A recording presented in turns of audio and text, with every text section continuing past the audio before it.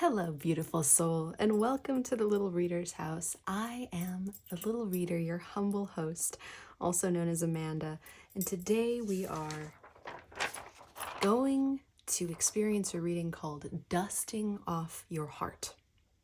So the purpose of dusting off your heart, my sweet love, is in understanding that as we go through our lives, little layers of ash and cobweb start to pile up on our heart, and we can be doing all the work and being as super self-aware as possible or not, understanding ourselves as an imperfect human, raw, just making our way through the days, maybe even just surviving the days, and we can still get this little layer of dust on our heart. That's the best way that I can describe it. It's just a little area that hasn't been looked at yet.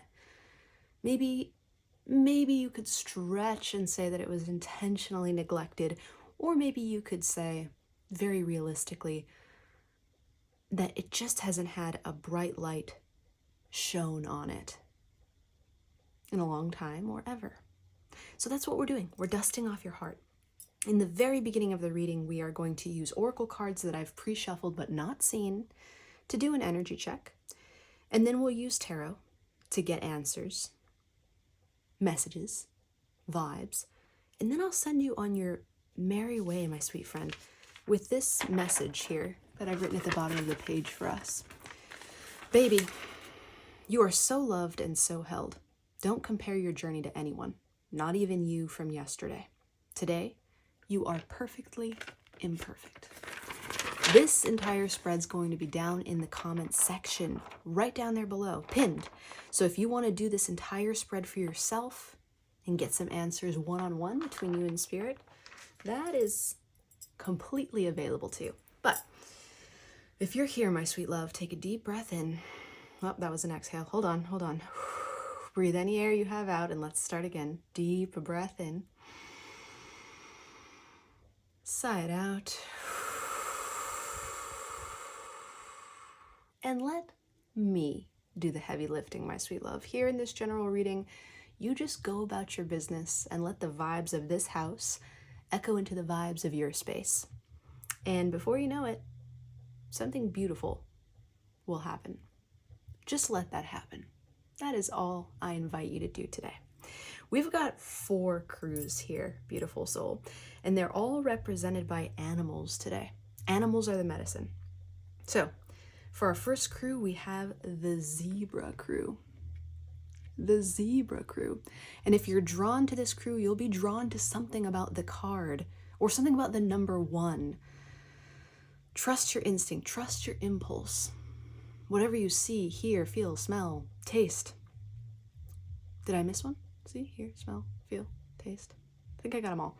Whatever your senses say to you, follow the path, my sweet friend, about any of these crews. Next is the Peacock Crew. That is our second crew here. So take it in. Maybe it's the name, maybe it's the animal, maybe it's the number.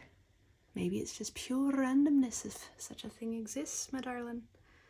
That's our crew number 2. Our crew number 3, the Bat Crew. Take a look at that. Or if looking is not available, take a listen. Take a feel. With consent, of course. The Bat Crew. And then here, our 4th crew, the Dragon Crew. What do you make of that, love? Are you drawn to the dragon? Take it in, my sweet friend. And once you've selected, trusting that the magic of your intuition will guide you to the message for you today, you know what to do. You drop down to that description, find the link to where in the video your crew starts, and then we're off to the races, love. I'll see you there. Hello, my sweet friend, and welcome to the Little Reader's House. I am the Little Reader. I don't know why I felt so compelled to narrate that as if I'm like a fancy narrator. But I gotta tell you, I'm super excited to be with you in the house today. The energy is popping off of you. So I'm the little reader. I think I mentioned that. My name's Amanda. We're going to channel the card. We're going to get into the juice. We're going to dust off your heart on this sacred self-care Sunday. But before we do all that, I just wanted to let you know that more than anything else around these parts, the most important truth is that you are so very worthy of love. It's always more. It's never less. That's our only truth around here. So if you choose to be here, know that it is the law that you are signing off on. And if you don't believe it yet, that's okay too. I'll believe it for you. But my sweet friend, my sweet zebra crew, I have a feeling you believe it. Or you're starting to. Because look at you. Look at you moving. There's something about your energy here that is, well, it's not black and white, ironically. First, you do have that third eye upright. What is that? The fire sign? I believe that is the fire element. Upright triangle without line. Right there in your third eye. And you see the rainbow of colors. But you've also got all these patterns. But they're not dead patterns. Meaning that any pattern that exists in you, my sweet zebra crew, is looked at. You see it. Your self-awareness on point. What you hear, what you perceive, I think you're a very clairaudient. So I think you get most of your inspirations and your insights while you're listening to music or while you are listening to others talk. Maybe that's audiobooks. Maybe that is just conversations, podcasts. You're attuned to receive, but you're also creative. So you're receptive and you're creative, which is often a projective act. Why do we need to dust off your heart then, my sweet zebra crew? Or do you have a message for us? Shall I give you the mic? Would you like to have a talk with us? If you've got a message, actually genuinely, please put it in the comments because I'd love to hear it. It's like you've got a gospel and you're ready to preach it. That's the feeling that I get here. You're going to take me to church and I just want to be on the pulpit like, yes, tell me, what is it you've done? Have you won something? Are you winning at life? Let me just look beyond your hair because I feel like it's a prominent part of your identity or your appearance and see like, what is it that I'm seeing here? It's rhythm, it's flow, and you're in one. So that exhausts my ability to channel just from your card alone. Very frustrating for me because I'm trying to penetrate in, but your energetic boundaries are very strong. And I love that, actually. I applaud it. I celebrate it. It just means we're going to bust out the oracle cards and see what's going on under there. So the first one that I have here is the state of your heart presently. Then I have a hidden weight, so there's no escape. We will look at it, my sweet zebra crew. You can't get away. And then we'll look at a loving message from Spirit too. And we'll have fun. You seem to be incredibly fun. I think we should hang out, actually. So set that up. But there is something celebratory here. There's something fun. And when it comes to dusting off your heart, it may be more about exemplifying your enthusiasm than it is about actually dusting off old layers. But we're going to see right now. Starting with this. Whoa. Okay. So the state of your heart right now, I said you're not black and white, but this card is black and white. So it's cracking me up. But it's Eros. And Eros is the card of erotic love. So I'm already very much a fan of your group. But I'm curious how this is a state of your heart. You know what I'm saying? Because I totally get it. I get Eros as a state of being, baby. And I get it as a state of the body. But for it to be your state of heart, of emotion, of center, we've got these lips with a diamond right in the center. I mean, does that mean you're about to propose? Or does it mean you're looking for love? Does it mean that you are alive with sensual, vital energy? I'm asking questions now, baby, and I need answers. Let's sit with it for a second.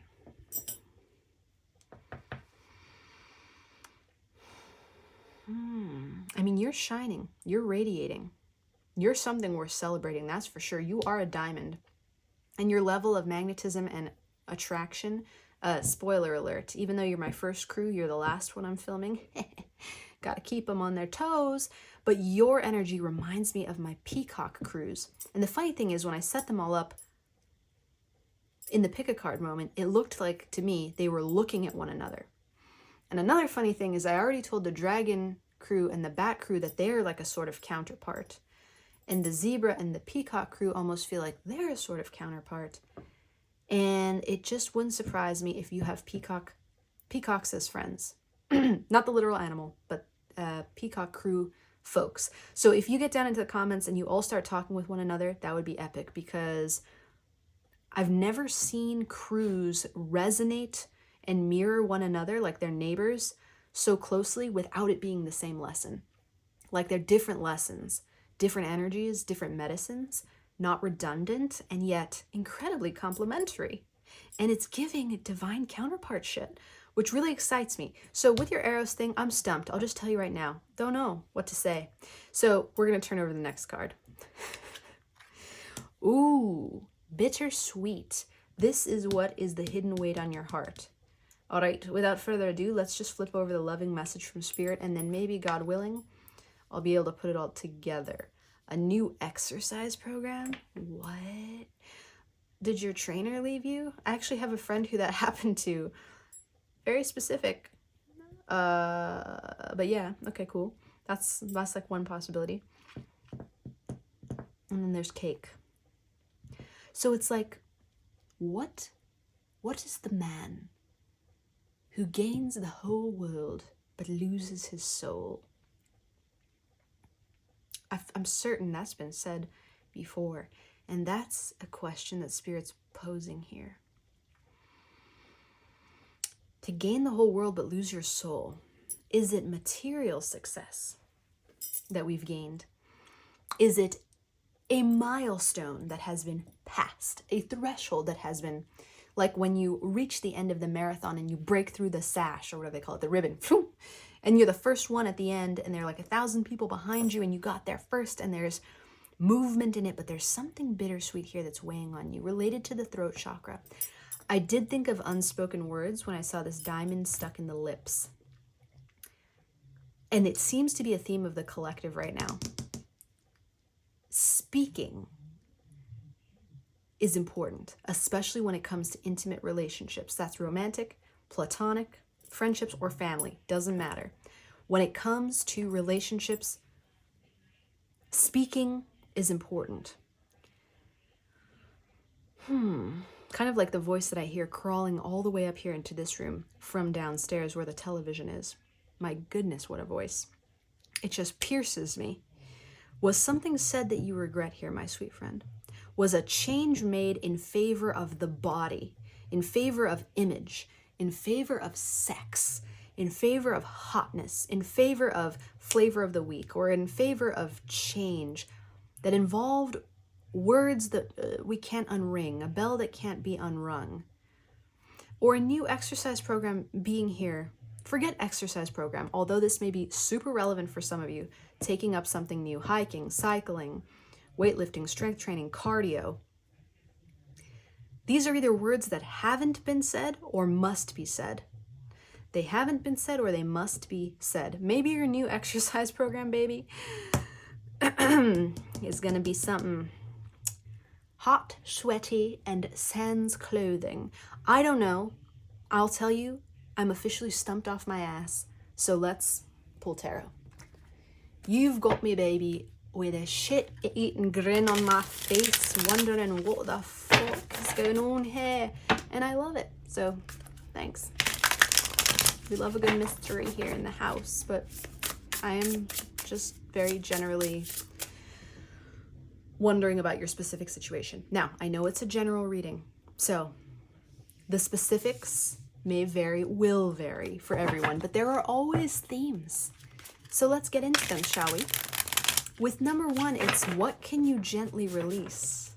That is our first question, my sweet friend. What can you gently release? Having to do with this situation so we can dust off your heart. Because your heart seems to be maybe overridden by the physical body at this time. With Eros, which again is all about my lusty love, and new exercise program in here. I know you're probably trying to scream it at me psychically, like, Amanda, get it, I'm trying to tell you.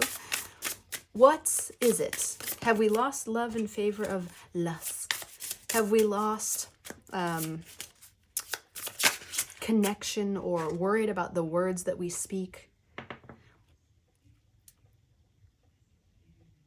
because of what they might cost us?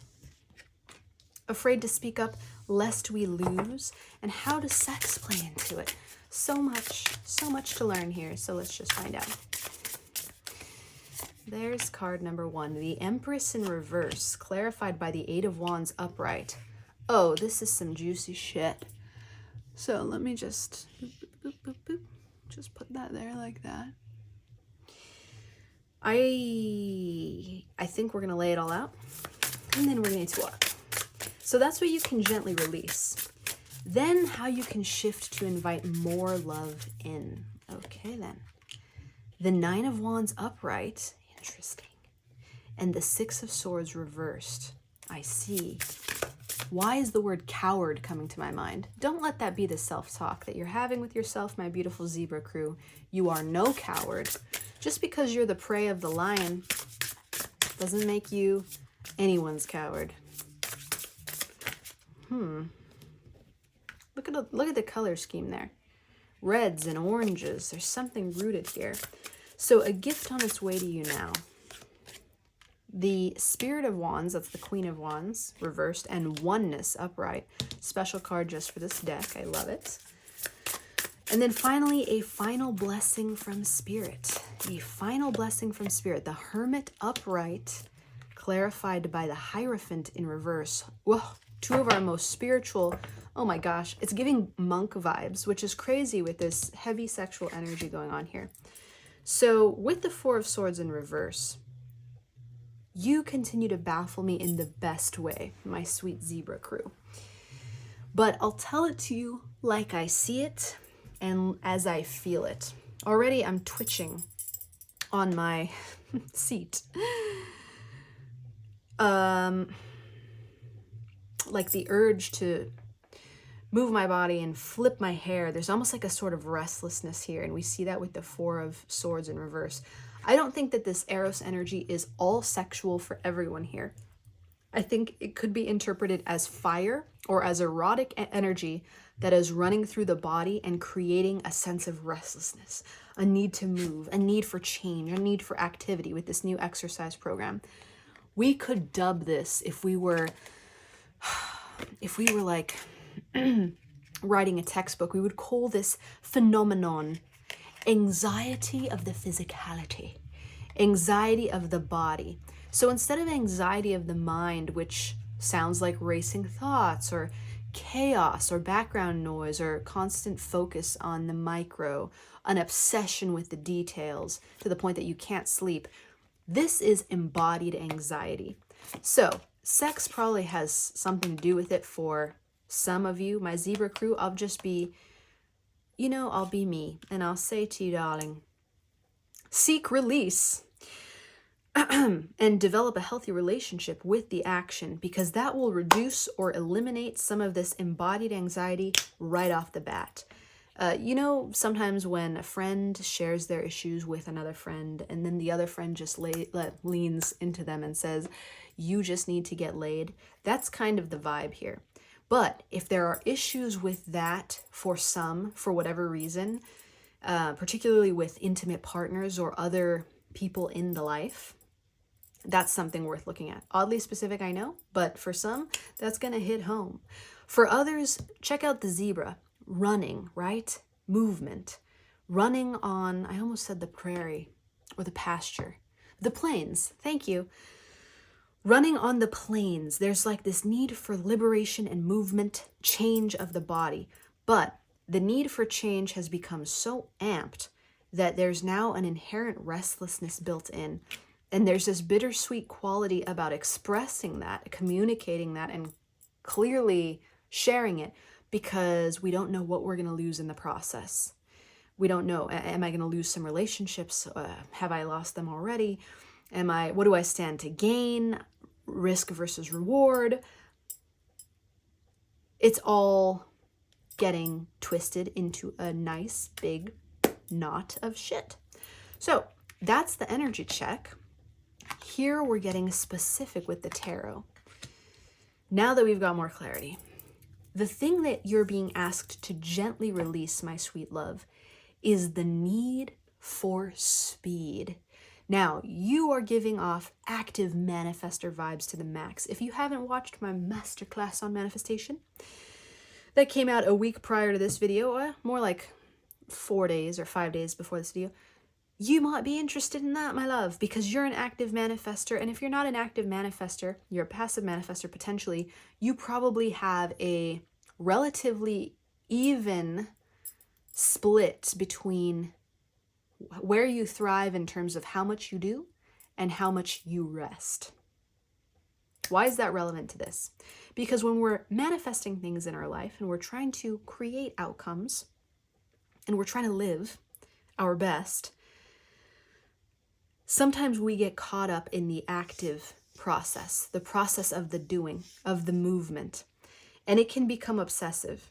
You can go into such a deep patterned state of being in process, traveling, moving, working on the project, doing the thing, finishing the thing, whatever the thing is.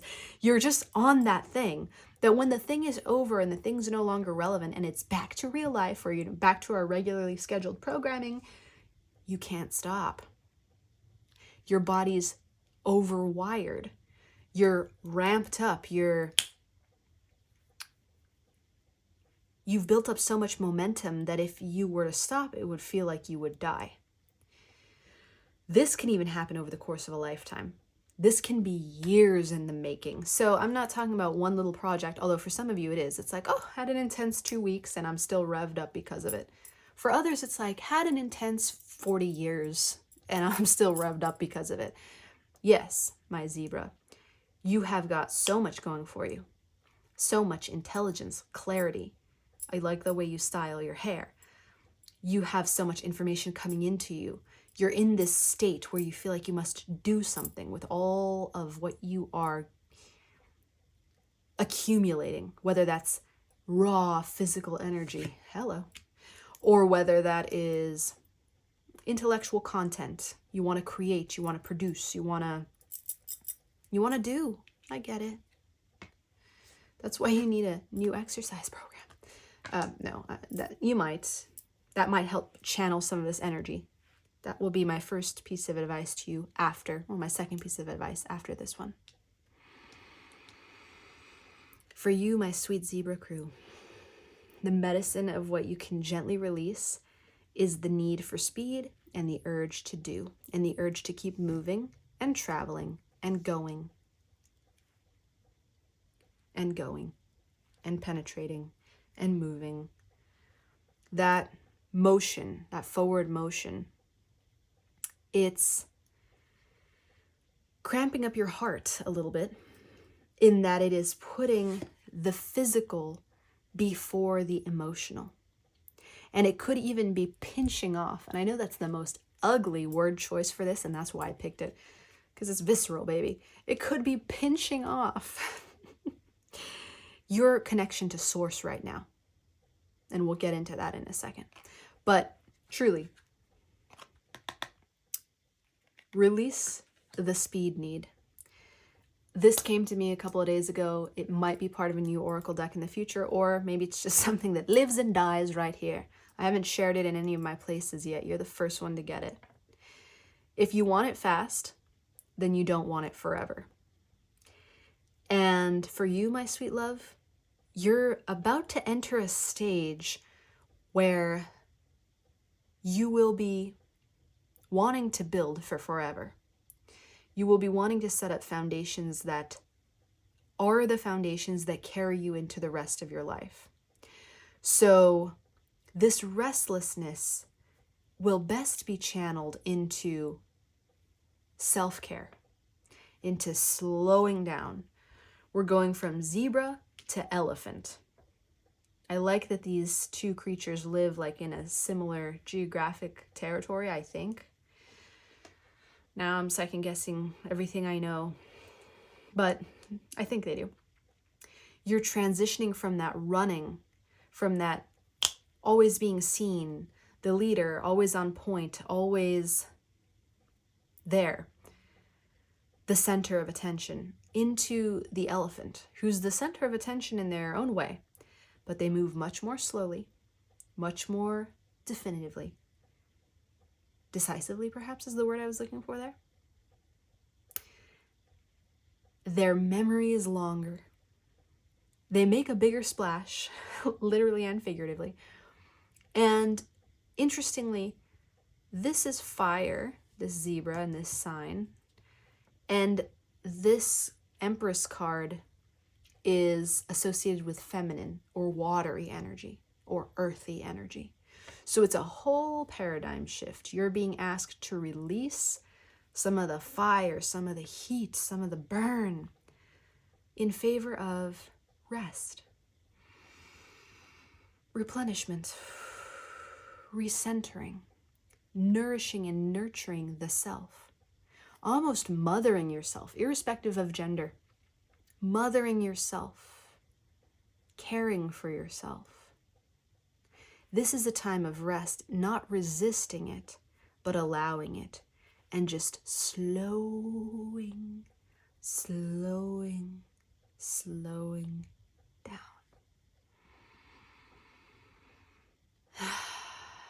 Now we move to new geographic territory. I don't think there are any seagulls or turtles on the African continent. I actually don't know, though, because I haven't visited it yet, so I'll get back to you on that. Into the ocean we go.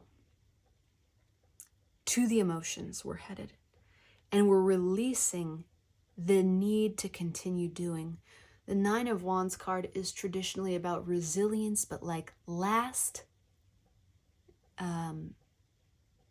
final breath, last round, you're like wheezing, gasping your last, like, oh, I'm pretty sure I can only do one more fight, guys, and then I'm gonna keel over and die. We don't want to push you to that end, push you to that edge, push you into exhaustion.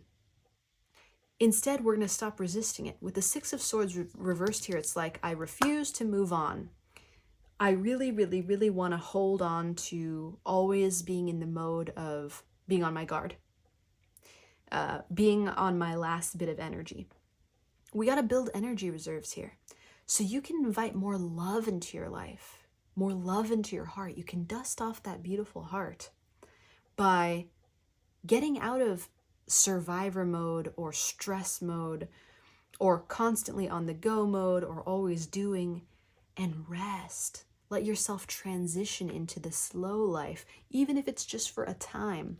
Start shifting more of your energy toward, whether you're an active or a passive manifester, start shifting more of your energy toward the rest portion of your process, the relinquishment of control, the understanding that risk, see, you already seem to know that risk is natural when it comes to taking action, but you don't seem to like the risk associated with rest.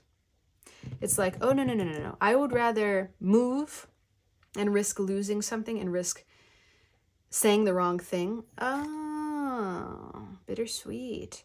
I would rather risk saying the wrong thing or doing the wrong thing or taking the wrong action than I would missing my shot, missing my moment.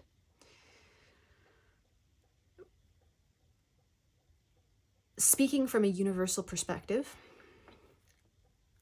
there's the same amount of risk associated with acting as there is with not acting. Equal. But if you follow your heart, and you in this case are being guided to slow down, get embodied, and focus on serious physical nurturing and rest, and that could include some holistic, erotic experimentation. In any case, if you do that and follow your heart's guidance, you won't be risking anything by resting. You're not going to miss out. You're not going to lose out if you just taketh a chilleth pilleth. You'll be fine, my love. You'll be more than fine. Moving on to number 3, a gift that's on its way to you now. This is beautiful. Again, irrespective of your gender, your feminine energy is asking to be dialed up here. Feminine energy is associated with receptivity, receiving instead of going out and chasing and running. You allow it to come to you. You incubate, you nourish, you nurture, and your style of attraction is magnetism versus capture. With the Spirit of Wands here in reverse, it tells me that the ability to magnetize things to you as a manifester may be depleted because of the aggressive running or movement that's been happening here, which leads to exhaustion, or it leads to this restlessness that we're seeing with like too much energy and nowhere to go. For you, the gift that's coming in is revitalizing this ability to magnetically attract. So when you're in your rest periods, whether you're a passive or active manifester, you're still attracting, you're still creating, you're still manifesting, you're still being inspired, you're still building your empire, you're in a way still being active, but you're letting the universe handle the activity instead of needing to be the controller of it. Because what this ultimately gets down to is a relationship with control, a mistrust with control that says, if I don't do it all, I don't run it all, I don't make it all happen, then it ain't gonna happen. And my beautiful zebra crew, it's bullshit. The gift that's coming toward you is oneness with both aspects of yourself, the passive and the active, and a huge level up in the area of your receptive energy, so that when you're resting, you're still creating, you're still receiving, you're still doing, but you're doing it without effort. And yes, that is possible. Everything can still go your way, my beautiful zebra crew, even when you rest, even when you're still, even when you take it easy. Oneness is also spiritual here. So I got to speak to something I'm saying. We'll get to this in a second, the Hermit and the Hierophant and the Four of Swords here. But I said something about church, did I not? I said that you had a message for me. And you may be a speaker.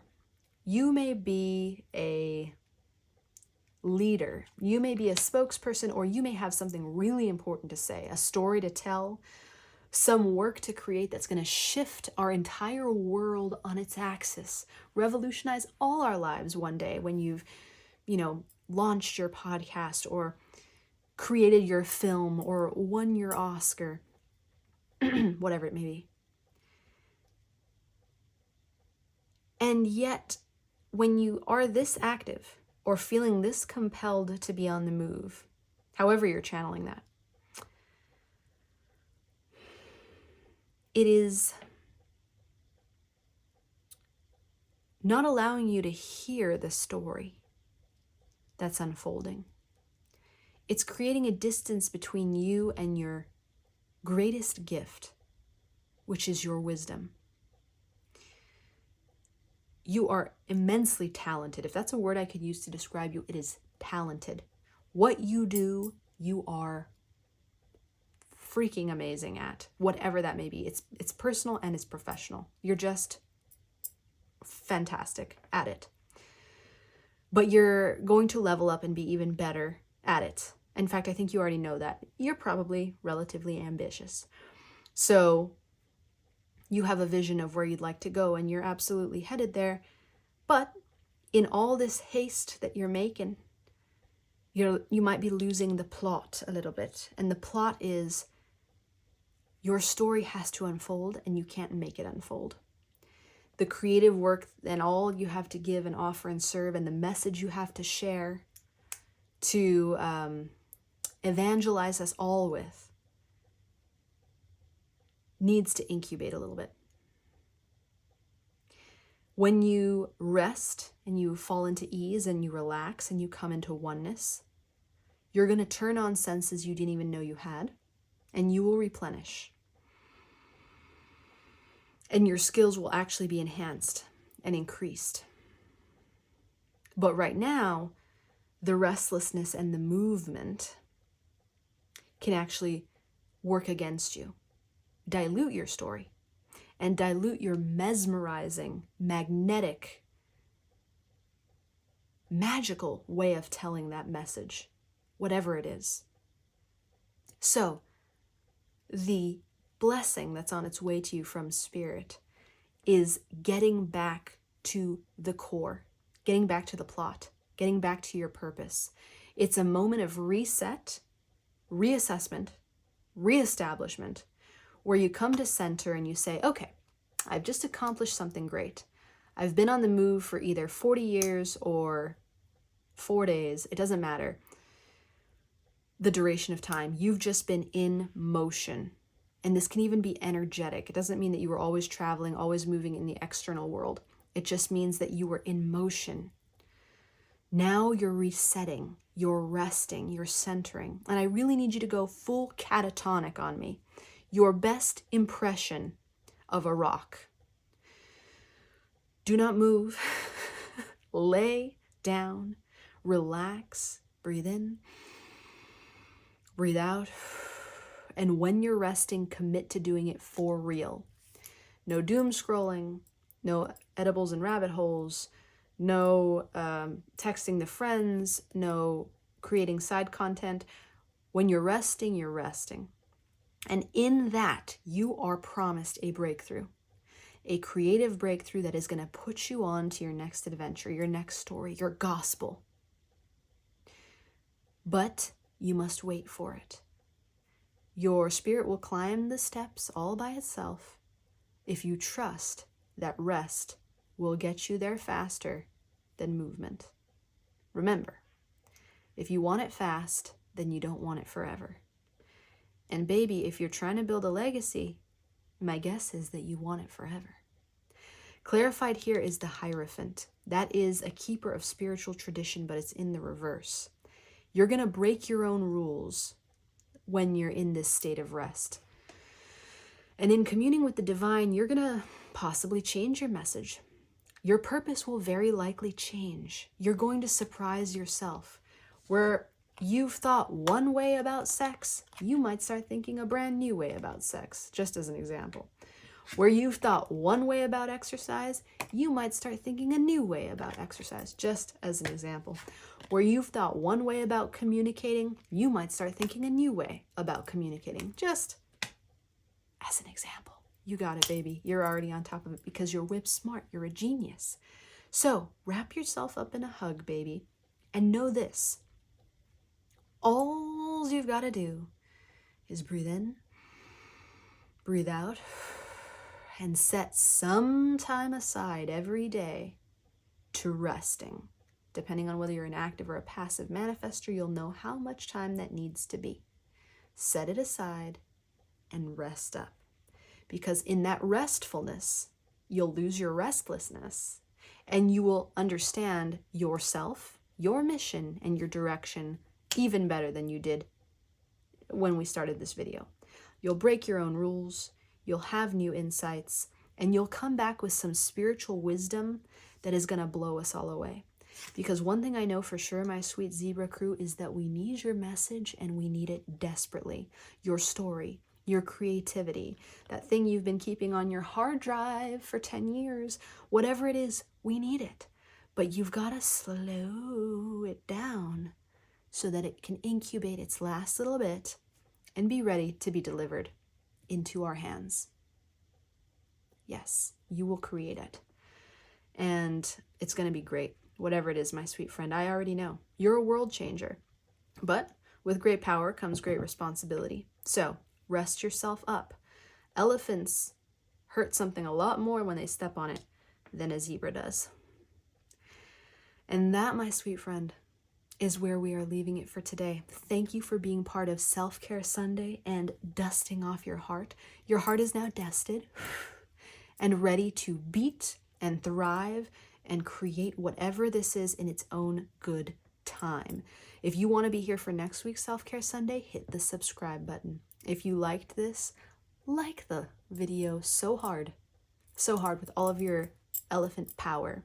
And if you want to share something vulnerable with us, or even just say like, hey Amanda, that was nice, loved it, or you were really off on that exercise program thing, please let me know. I'm all about you, to be honest. I'm all about every person who comes into this house. So blow it up, and until we meet again, my sweet zebra crew, I am sending you all of the love that I've got.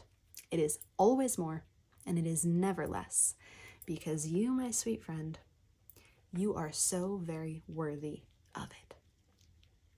Bye for now. Hello, my beautiful Peacock Crew, and welcome to your reading on Dusting Off Your Heart.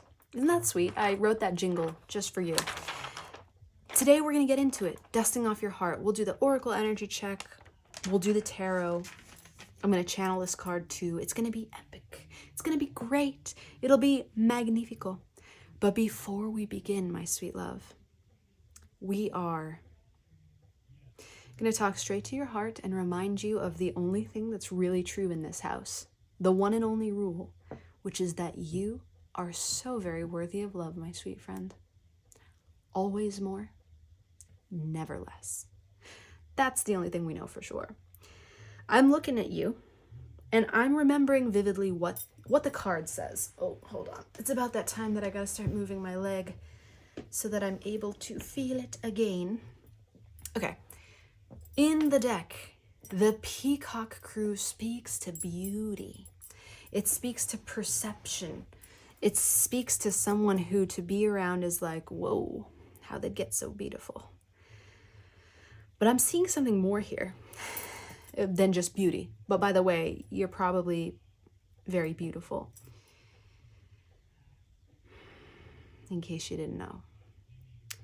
I'm seeing somebody who's ready to be perceived for more than just their outer, in all the ways. Maybe their beauty, maybe their suave nature. I feel real flirty right now. I'm channeling you, baby. And I feel like I could probably seduce a monk. That's intense. I like it. But for you, I wonder if that gets in the way sometimes.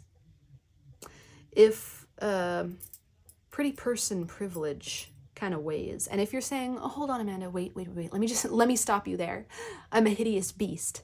No, you're not. Okay?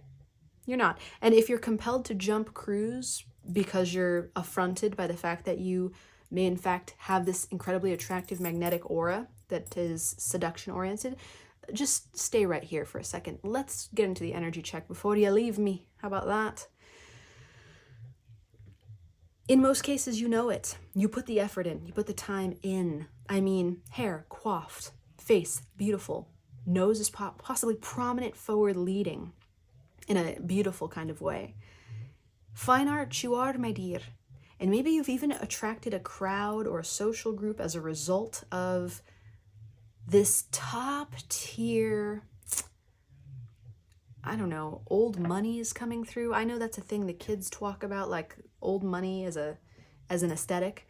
Whatever it is, people admire you, especially socially.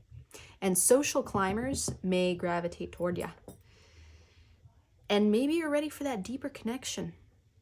Maybe you're ready, you're ready, let me rephrase, you're ready for that deeper connection. Whatever social circles you're a part of, baby, maybe you run at the highest tiers. And it's getting on the nerve in some ways. Ready for that depth, ready for that truth, ready for that intimacy, ready for those conversations that actually hit the heart instead of bounce off the face. That's funny. What else do I see? This song from, I think, 311, Amber. Oh, amber is the color of your energy. Oh, something, something, something so naturally. I've sung that one before on this channel. Maybe you've even seen the video. I don't know. But whoa, I'm stopping. I'm telling you, I'm stopping. I'm sorry.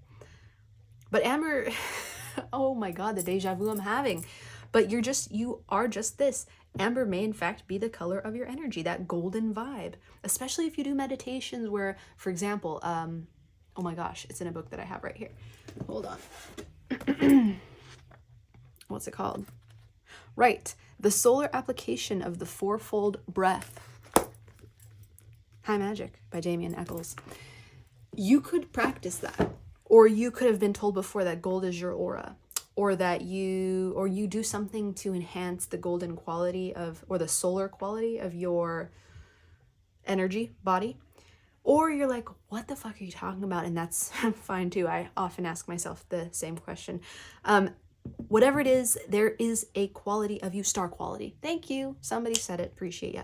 Star quality is the energy that we see here, and you've got it, whether you try or not. So it could be attracting everybody right now. Is that a bad thing, baby? And if you're just like, oh, you could also do candle gazing. Sorry. Or tanning. Sorry. If you are just getting onto this and you're like, actually, Amanda, that's my whole goal. That's my whole purpose. And I'm trying to get people to see me. And I'm trying to be seen. Then you're also in the right place. So let that be enough said for a hot second. And let's get further into the juice. The juicy juice. That's a gum flavor. Juicy juice, right? And I'm pretty sure I used to chomp it back in the day. And by back in the day, I mean last week. No, I'm just kidding. But I was a fan of juicy juice. I was just a little sad that the flavor would chew out so quickly. So with your oracle energy check, first we're going to look at the state of the heart. Then we're going to look at a hidden weight that's weighing on your heart, my love. And then we're going to look at a loving message from spirit. So let's get into it because we haven't fully fleshed out. It's not enough to be annoyed that you have fans. There's got to be something more going on here. But you, my dear, are clamped up shut. Maybe a very tightly closed Pisces. I don't know. I'm just spitballing here. Let's look. Gnosis. It is growth. The journey of you. So the state of your heart right now, this is considered one of the high-level alchemical processes in this archetype deck. It is at the end. I think it's considered like an initiation. And with Gnosis, it means you are coming full circle into your own yes, but it's also like you've had a trip around the sun. Maybe you just recently had a birthday. Happy birthday. This is Pisces season. So if you are a Pisces, extra happy birthday to you. And we just had a Pisces new moon. Anyway, not relevant, timeless reading. Sally forth, carry on. Trip around the sun. Trip around the moon. You've just completed a cycle, a journey.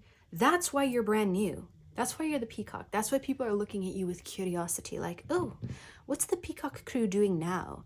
They're such an influencer, you know, they're so up and coming. I feel something about them that's, I've never seen it before. Oh, that accent just shifted. But really, you have actually shed some feathers and been reborn, and peeps are noticing. And the state of your heart is so balanced. It's so, that reminds me, even though it's not, of a tetrahedron, which reminds me of the chariot. So long story short, a lot of things are reminding me of a lot of things, but they're all related to movement, to shifts, to progress. You've made progress and you've surprised some folk with your journey, with your evolution, with your badassery, if you will. So that's pretty cool. Let's see what the hidden weight is then, because so far this is all looking peachy, right? So I want the tea. I want, ask and ye shall receive. Self-worth, sacral chakra. Let's talk about it. Spotlight on you may have you asking some questions. Do I deserve this? Can I sustain this? Did I even get here by my own doing? To all of which I say, yes. You deserve it. You can sustain it. You got there by your own doing. It really depends on how you define yourself as you. I've got like 1,000 books in front of me. Some of them say that you are God, one with the divine.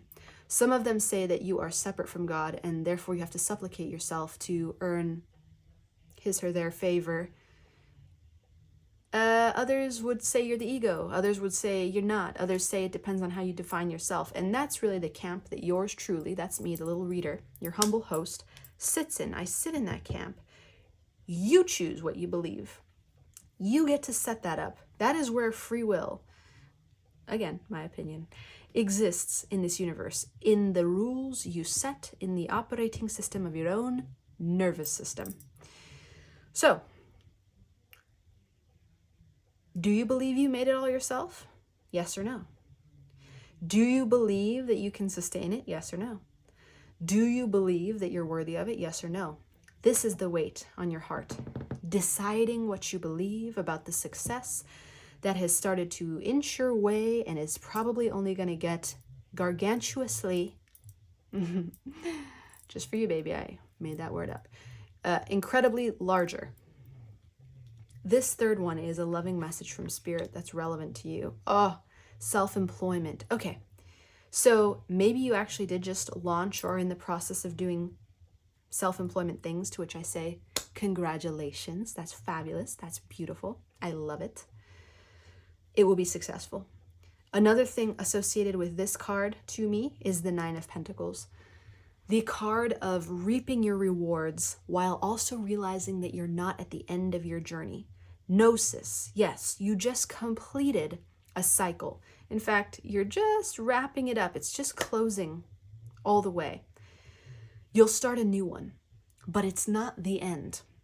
If you have a fear that this is as good as it gets and it's gotten as good as it's going to get, or that you couldn't possibly milk the good luck streak that you've had, if you've had one, or this new version of yourself, or this new level of confidence, or you just had a birthday recently, maybe you're not a Pisces, you could be any sign depending on when you're finding this. Maybe you're like, does it get any better from here or does it not? The answer is yeah, hell yeah it does. The message from Spirit is that you will have an entirely new season that you're just stepping into. It will be better than any you've ever had, and it's setting you up for long-term, high-level, legacy-level success. So, basically, babes, you're killing the fucking game. Excuse my French. You're rocking it. All you need now is to believe in yourself. Truly, madly, deeply, baby. Believe in yourself. Reprogram your mind to believe not only this, and I don't think you actually have to reprogram it, reinforce. I think it's already in there. That's how you got here. But it's time to double, triple, quadruple down. Reinforce everything I've done to get me here. I'll continue. And then I'll be even more inspired. And I keep growing every day and getting better every day. And my mind keeps opening every day. And I keep getting more creative every day. More healthful. More energized. More brilliant every day. That's the message for you here. We're going to lock in that self-worth, and we're going to use the tarot to do it. But when it comes to dusting off your heart, baby, there is no dust. It just went through its transformation. It just went through its newness. Now we're simply reinforcing that you've done a hell of a good job. A heaven of a good job. And now is about simply reinforcing your foundation. So, with the tarot, our first question is, what can you gently release? I'm really curious about this because if I had to guess, what would it be? Attachment to other people's perception of you. That's what I would guess. But we'll see what the cards say. Question number 1. What can you gently, gently release? Ooh.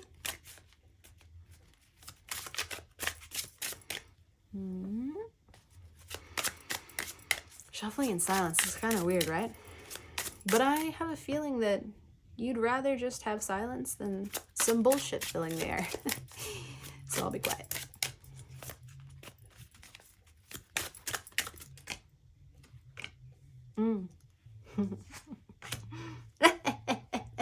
Am I good or am I good? No, I know the answer to that. I'm great.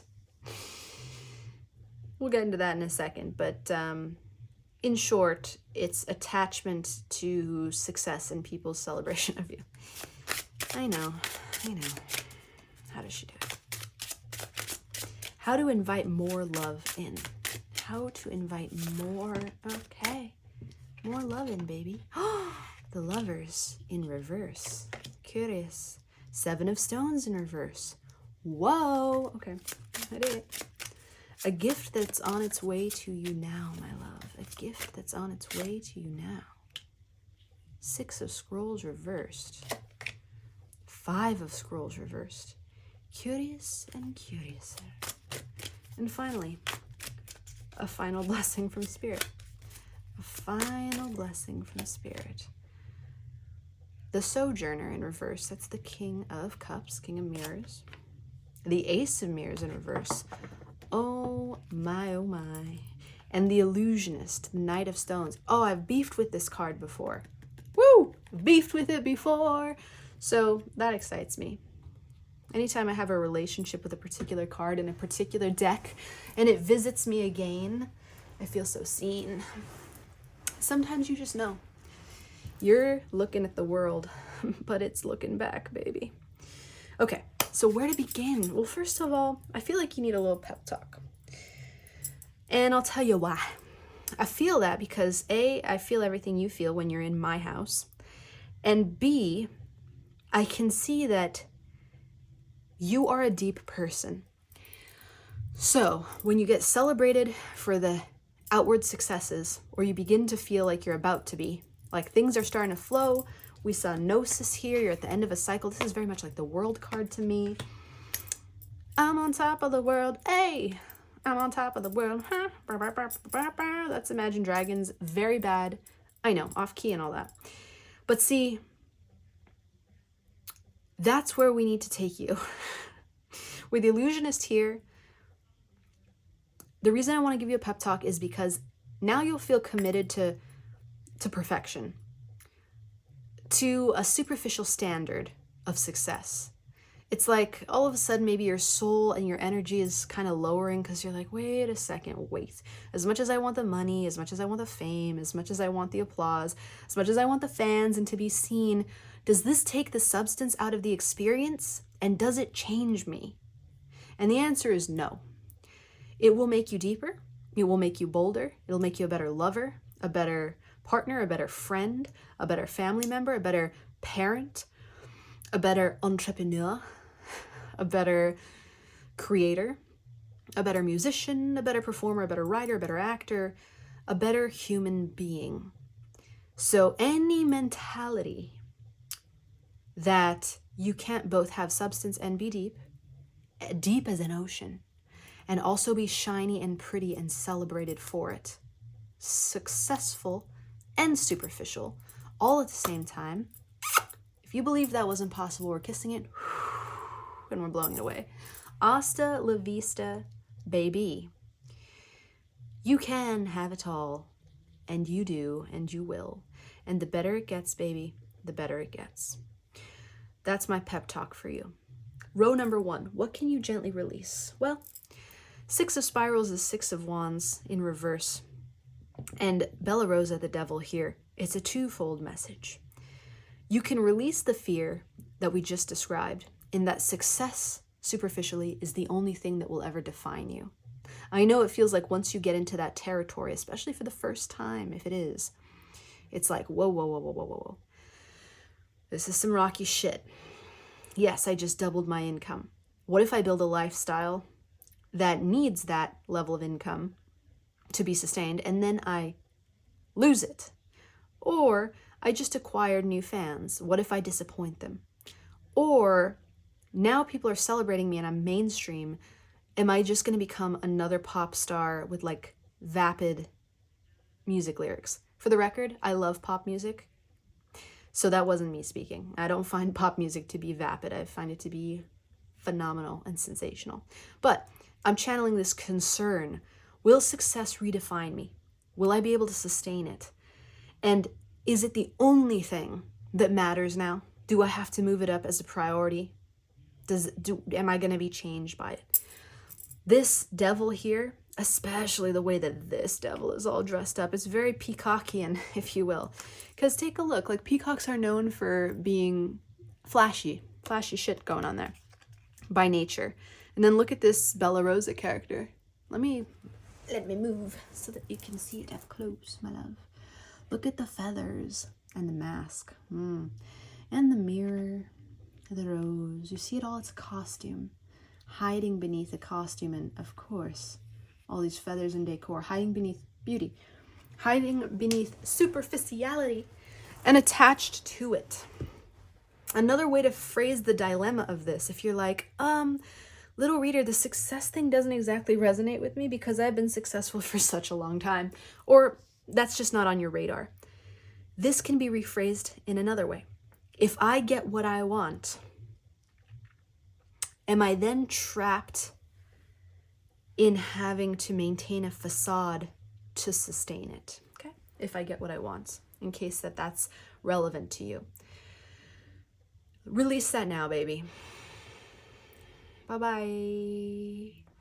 The answer is you'll never be trapped in anything. You're free. You're a free bird.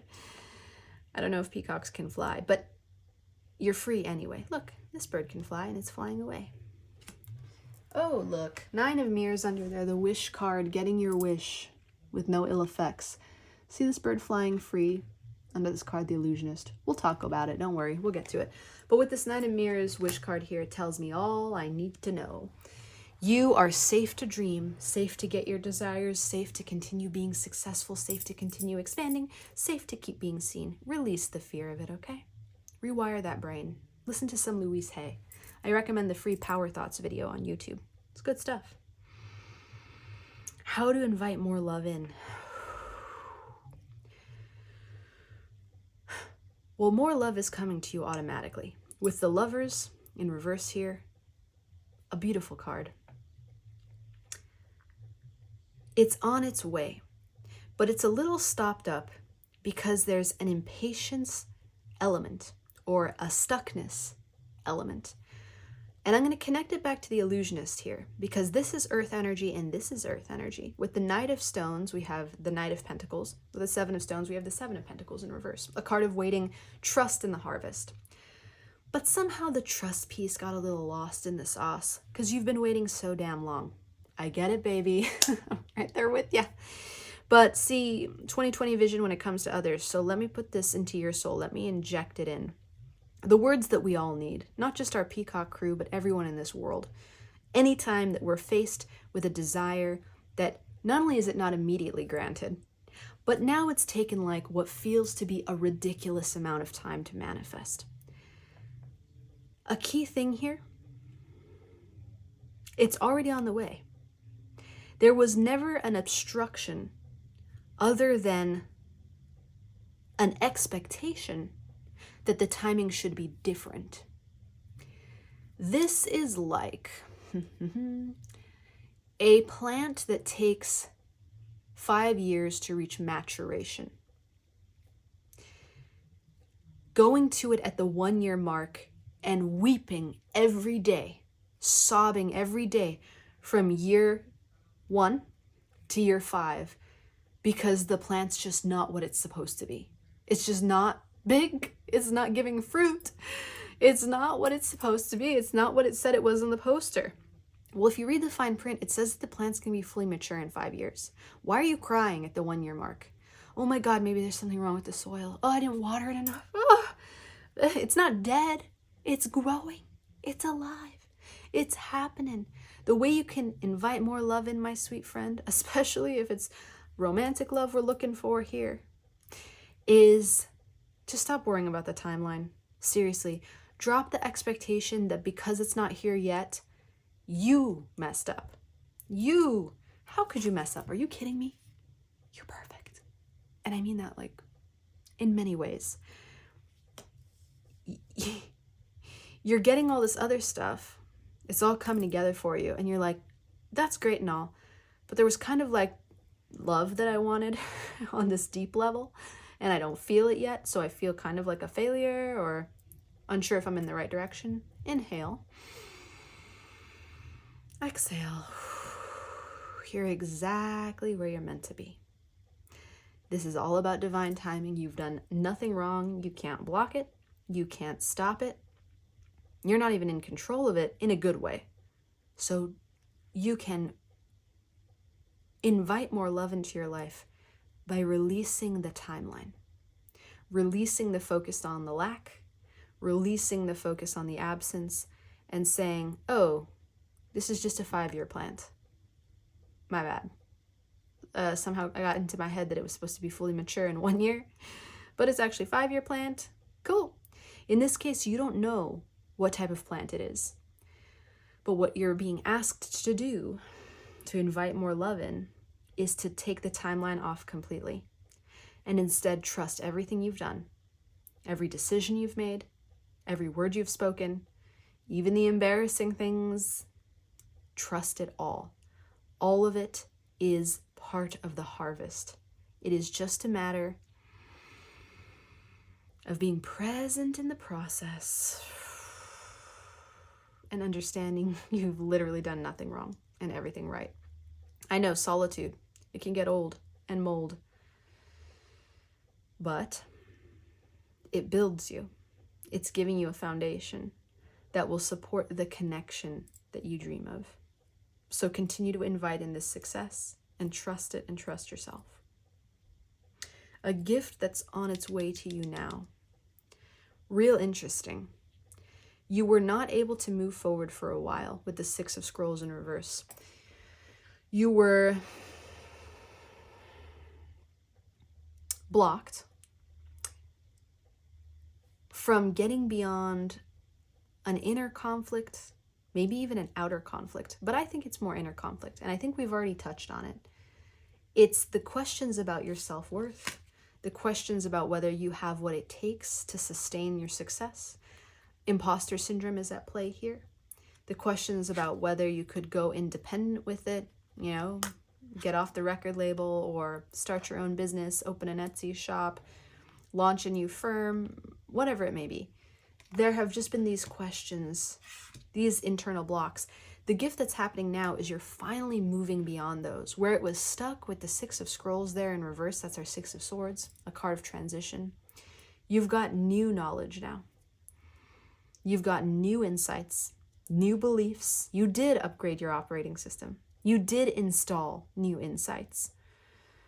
That's how you got to this point of success where you already are. And my love, if you're doubting it, please don't. You are successful. You have done so much. So release the doubt. Your gift is that you'll be free,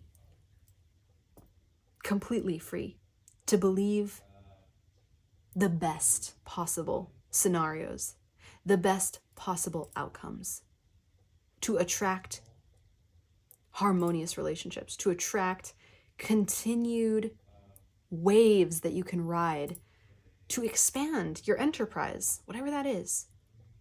It's opening up for you. It's beautiful. You're on such a wave already, my sweet Peacock Crew. It pleases me greatly to see. I'm very proud of you. With your 4th row here, it's a final blessing from Spirit. With the King of Mirrors reversed, that's the King of Cups, the Sojourner, and the Ace of Mirrors reversed. This is why I was getting romantic thoughts over here. That and the 9 of Mirrors underneath this. Now, maybe you're already in a relationship. This isn't for you. Maybe attracting new love is not the thing. Maybe it's taking current love to the next level. Maybe it's wondering if you've now built the foundation that will sustain the relationships that you already value in your life, the deep, special, quality ones. Maybe it's getting up the courage to speak, to clear your throat. Excuse me, like I'm doing now. And deepen the relationship with engagement or marriage or something solid. It's about bringing water and emotions into solid ground. And if it's completely aromantic, this could be about taking the emotions you feel as an artist, as a creator, or your secret inner thoughts and everything you've learned in this process of becoming successful, and like releasing an auxiliary, like a book or a tell-all memoir or something having to do with the depths of you. It could be that too.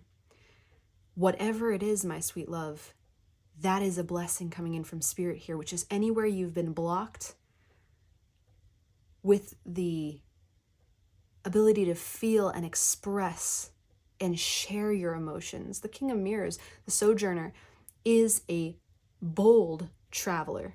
They go forth, they move.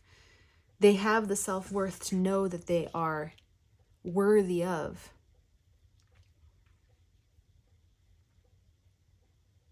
that journey, that choice, that movement, that conversation. And the Ace of Mirrors is brand new love. It's a fresh start. So you're taking the most advanced love archetype, character, and the fresh start, the fresh overflow of new love, and you're combining those. It takes the best of love as you've known it and puts it in a new lens, puts it in a new framework. It refreshes you. And that's coming to you, my sweet love.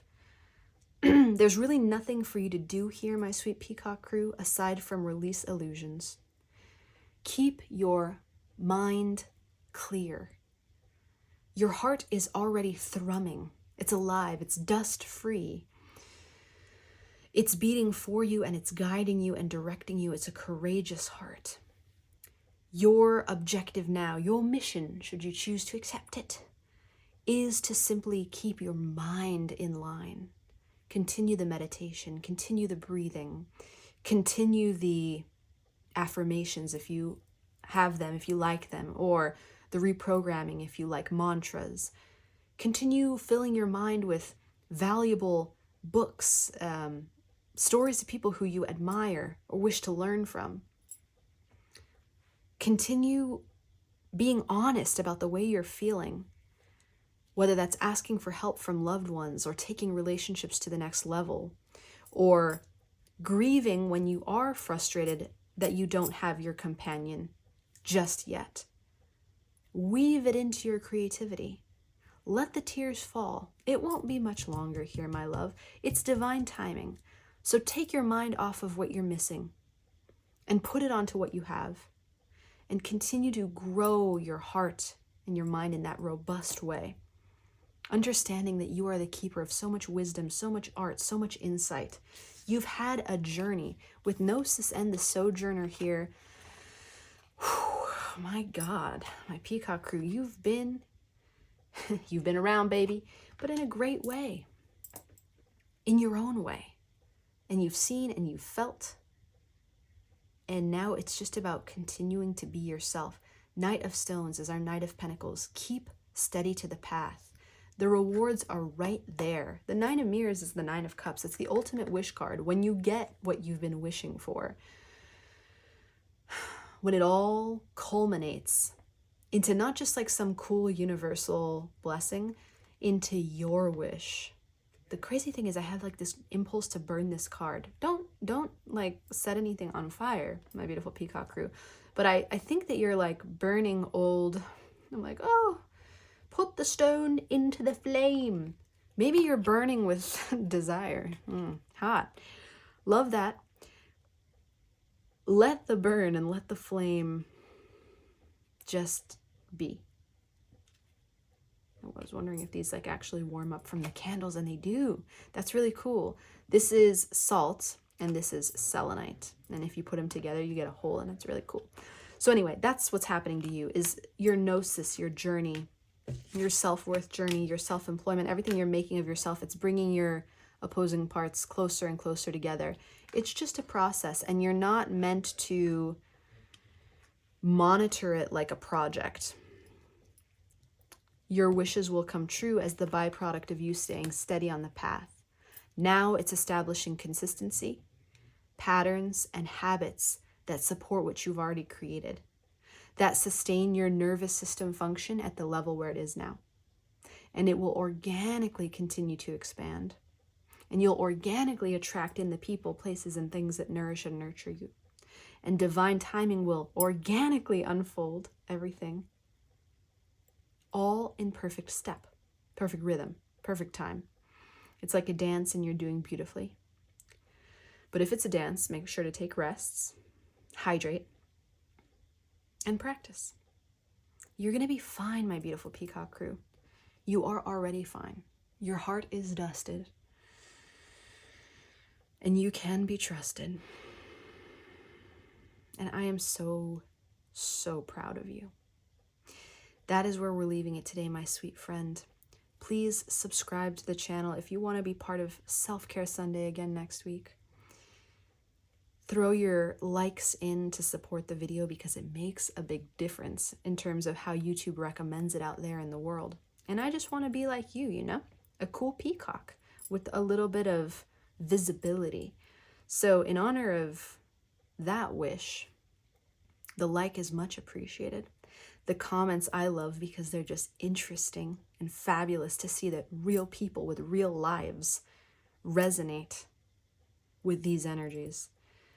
And beyond that, I'm just sending you all of the love that I've got, my sweet friend. It is always more.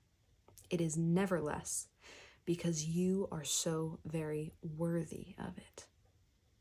And that's it, my sweet love. You have a beautiful rest of your life. And until we meet again, bye for now. Hello, my sweet and beautiful bat crew. So many things come up for me personally when I see this card, but the first one that comes up strong is I'm Batman. That's really what I get from this, but what do you get from it, my sweet friend? This is the crew you've selected, and I'm going to riff off the card in a minute, but the first thing I want to do, deliver the only rule we have here in this space, right to your beautiful ears or eyes or wherever, however you're sensing this message, dear, is that you are so very worthy of love, okay? That's the message. Take it in. Let it rest on your shoulders and drip down into your heart. And understand that you don't have to believe it. I'll believe it for you. But by being in this space, it's the only law.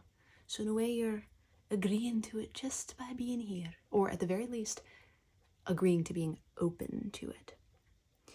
So, full moon in the background here. I can't help but think of last week's full moon crew when I see this. And a bat flying reminds me of the saying, a bat out of hell. And I believe that means when something arises or appears unexpectedly. When you say, it came in like a bat out of hell, it's like it was on a rampage. It was on a streak. It came out of nowhere. It surprised everyone. It was fast. It was furious. It was intense. And when I pulled this card, it was the only one of all of our crews that came out in the reverse position. So I suspect for you, my sweet friend, there is a level of intensity in your existence right now. That's the word that I would use. Intensity. That can be mental, that could be physical, that could be emotional, it could be all of the above. You could have landed into a new era of your life that you've never even been in before. Maybe you've considered it, you've felt it, you've played around with it mentally, maybe you've been working toward it, but I do see the manifestation of you in a whole new way that's never existed before, and it is intense. It is bringing to you perhaps confrontations of things of the past. It is bringing to you exploration, particularly of wounds having to do with the masculine and the feminine energies. So archetypal healing. That means what's your relationship with being active? What's your relationship with being passive? What's your relationship with receiving? Love, for instance. That's already a big theme coming through for you. What's your relationship with giving? love. Projection versus reception. So the first portion of our reading is going to be looking at these oracle cards and going through our questions, my sweet love. So let's start with number 1. What is the state of your heart right now, my beautiful bat crew? The state of your heart. The self. Look at this. A heart that is coming alive. All the colors are represented here. True colors. In this beautiful wash of water. What was once a silhouette and in shadow is coming to light. Now, I'm telling you, I haven't seen this card, my sweet friend. Oh, I shuffled it. I sure did. But you know how I did it? With my eyes closed and face down. So the fact that we've got this emanation, this full moon, this bat out of hell flying, and all of these colors bursting out of, what does that look like to you, my friend? Yeah, looks like the heart, doesn't it? The state of your heart is, I'm ready to be seen. I am exploding. I'm coming out of my cave. I am true. I am realized. And I welcome the light. I welcome the light. In a full moon, the moon is reflecting all of the available possible light, and it is giving all of itself, not just a fraction, not a sliver, not a hair. It's the whole enchilada. It's everything. So, emerging from the dark, your heart wants to be seen. There's also a level of balance here. Strange sync, short for synchronicity. Cardio could be relevant. You may actually be perfecting your heart muscle or reintroducing aerobic exercise into your life, either for the first time in a long time or the first time ever. I see walking, I see movement. I see it and I feel it. I feel a heart that has been in stagnation for all the usual reasons. What do I mean when I say the usual reasons? Great question, my sweet friend. Thanks for asking. I mean fear, stagnation, getting away on the minimal amount of joy, just kind of real level. In a way, flatline. The state of your heart in the past is kind of a flatline situation. I really see this as someone who is emerging and taking ownership of the fact that they are a living human being, living, breathing human being with variations to you, many colors, many personas. You're embracing your dynamism, if that's a word, your dynamic nature.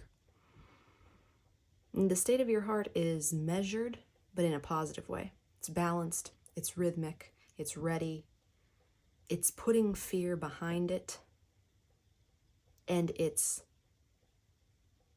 preparing to emerge. I think you've already emerged in several ways, but they're low-key. I don't know that you've let anyone see them yet.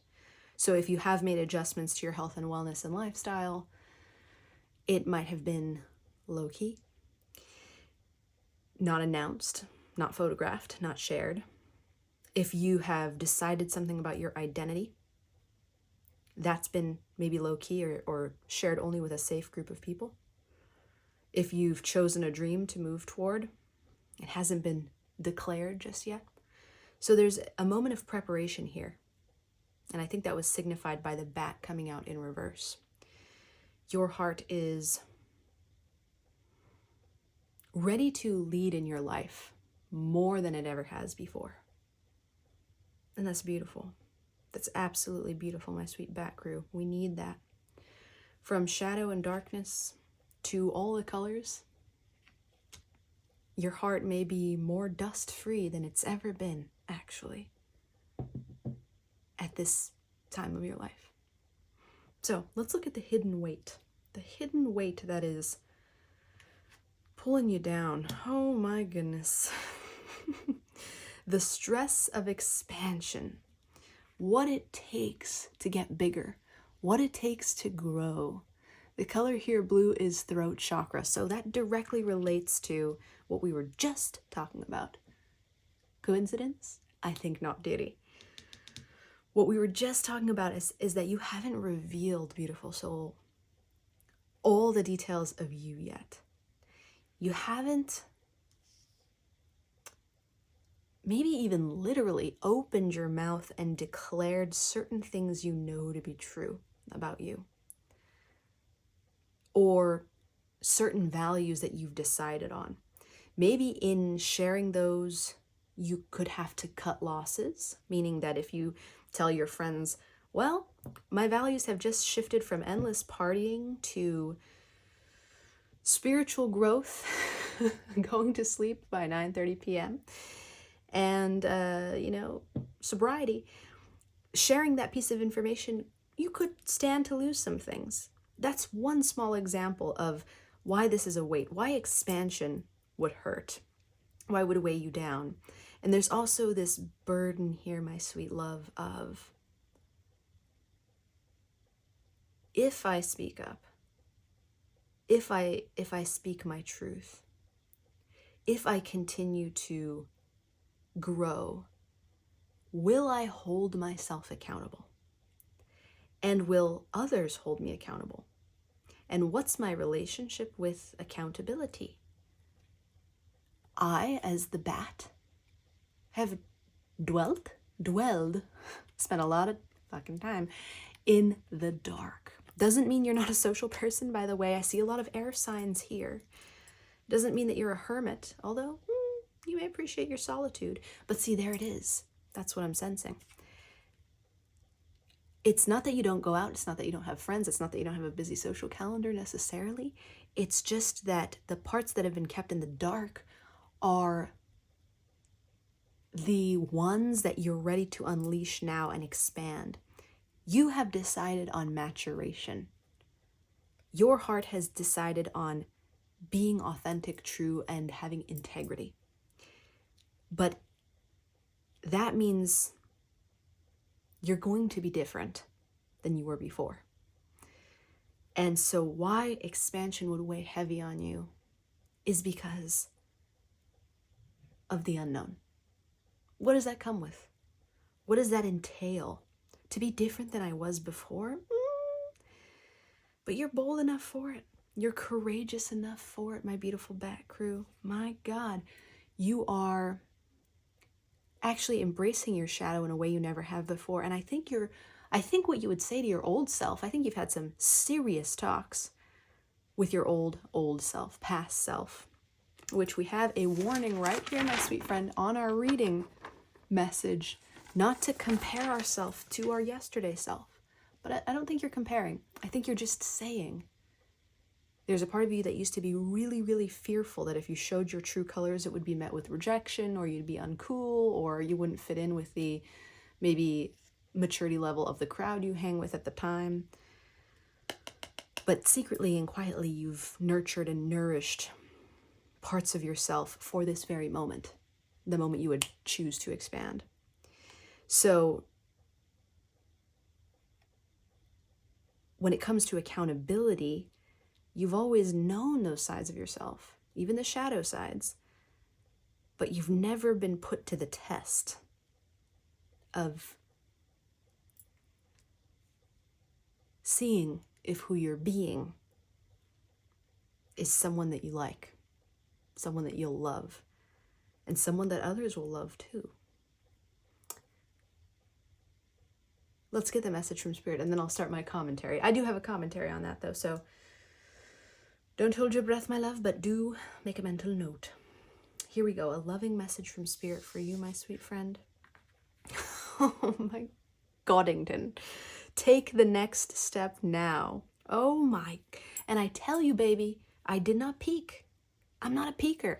Well, sometimes I'm a peeker, but I'm mostly honest to a fault. So I would have told you. Had I peeked, I would have confessed. You are so oriented for movement here, and the preparation phase is over. So the loving message from Spirit is to take the next step now because you're ready. In case you needed a sign, in case you needed a little message, you're ready. It's time to rock and roll, baby. Your power colors: yellow, solar plexus; blue, throat chakra; red, root chakra. Ground in to your reality. Lots of breath work. Lots of rooted foods, root vegetables. If you're an omnivore or a carnivore, that can include meats, proteins. If you're not, stick with those root vegetables. This means writing letters, writing texts, journaling, communicating with people, speaking up. This means confidence building, mirror work, going to yourself in the mirror and saying, hey, you glamorous bastard, I love you. We can do anything, and we will. And I'm going to tell you right now what we're going to do. And then you lift it, well, I was going to say list it, but you can lift it off to yourself too. Lift off, list off. Do it, baby. Take the next step now. My whole speech that I was going to give you about expansion and about not being quite ready and poised to fly and wondering if people are going to accept you, it's so simple, my sweet love. It goes like this. Everyone who is ready to meet you at the level where you're existing right now, it's your full self. You're ready to show emotions. You're ready to share thoughts.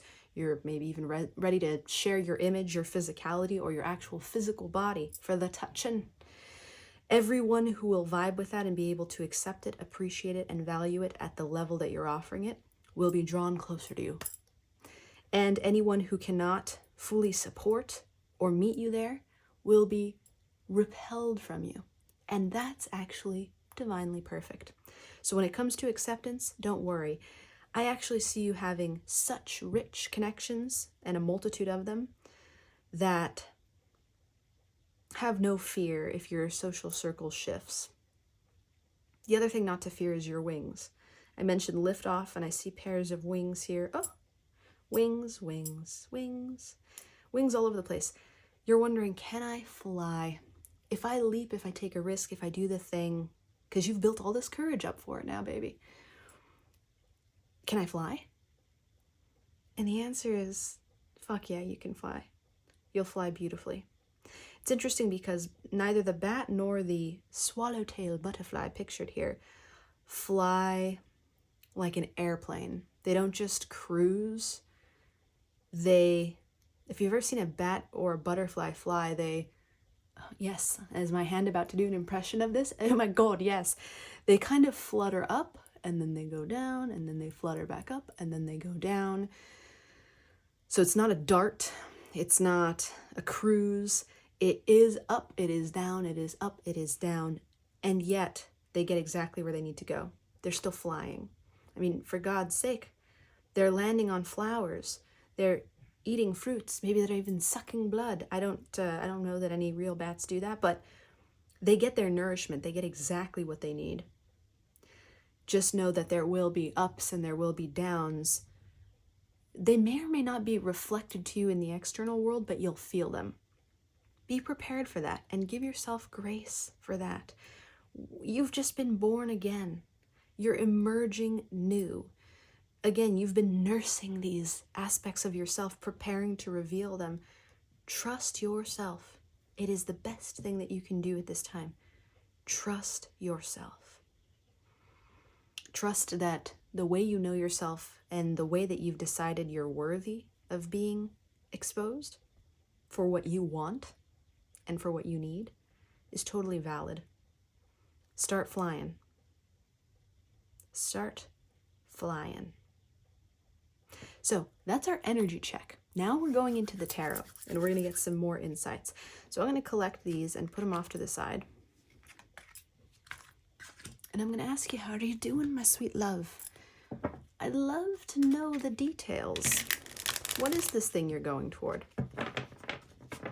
That take the next step now means you have a sneaking suspicion about what you need to say or what you need to do. So what is the thing? Care to share it with the community, my sweet love, so that we can support you, send some good vibes your way, or that accountability piece. Look at that, 5 of Wands popping up. Are you afraid of conflict, my love? Oh, either I'm shuffling What? Okay. Sorry. If you're not looking at the screen, let me just narrate what happened to you. 5 of Wands fell out, then I shuffled again, then the 5 of Wands fell out again. It's just hilarious. short for hilarious. Anyway, are you conflict averse? Are you conflict averse? If you are, join the club of millions. You're not alone in that. But the insight for you is, ooh, that's a deep one, deep cut, but we'll go there. There really is no such thing as conflict. Everyone is trying to get love and keep love. Where the conflict comes in is the most expedient path to get there. People differ on their approach. How do I get to love? How do you get to love? And how do we work together to get to love? Pro tip, if you keep love at the forefront of your conversation, conflict will evaporate. I encourage you to try. In fact, I know you will. So the first question is, what can you gently release here and now, today, in the moment?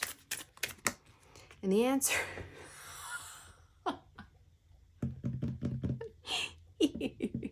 Okay, you have to admit this is a little funny. I'm going to get up off the floor real quick because I have to, because I'm compelled to really show you this card up front and to also check the frame and make sure the clarifier will fit in there. But look, 5 of Wands again. This time in the reverse. What is it telling you, baby? And will 2 of these cards fit in the shot? No. So we'll just kind of put that up there. Okay, there we go. Cool, see? You know, as the director, writer, cinematographer, I must ensure that the quality of our shot is excelente. So, 5 of Wands in reverse. Man, this is crazy. Let's just keep going. So what can you gently release? Clarifying that 5 of Wands in reverse is the Queen of Pentacles upright. Well, that is muy fascinating. So, keep breathing, baby. We'll get there. How to invite more love in, my sweet friend. How to invite more love into your life. Funny, we were just talking about that with the conflict thing. I have a feeling that's going to be a theme. Knight of Wands upright. Clarified by the Page of Swords upright. Cool. Okay, we keep going. Number 3, a gift on its way to you now. This will be new information because these we've covered. But let's get some new info. A gift on its way to you now, baby. Oh, the 5 of Cups upright. Ooh, double. Clarified by the 10 of Pentacles in reverse and the Knight of Swords in reverse. So this is contingent on an action, my love. Remember that. Well, you don't have to. I'll remember it for you. I'm just talking to myself, making a note. Remember that, little Rita. And finally, a final blessing from Spirit for you. Oh my goodness. Strength in reverse, clarified by the Emperor in reverse. Oh, this is some juicy shit. And the Knight of Cups upright.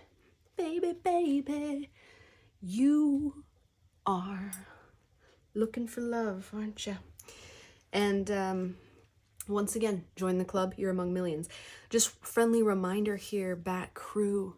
You are not alone. You know, when I say crew, that means there are multiple people in it. And for a general reading, that could really range. Some readings here on the channel have gotten up to 80,000 views. Others are at like 50. We don't know how big the crew is what I'm saying. I'm just saying that you are like a Wi-Fi repeater. There are many other Wi-Fi repeaters experiencing the same signal. So you're looking for love. You're not alone. You're going to find it. It's incredible. But it all begins, my love, with the ancient tale of courage. A tale as old as time. So let's start with row 1 here. What can you gently release? Well, there is an internal conflict. Now, 5 of Wands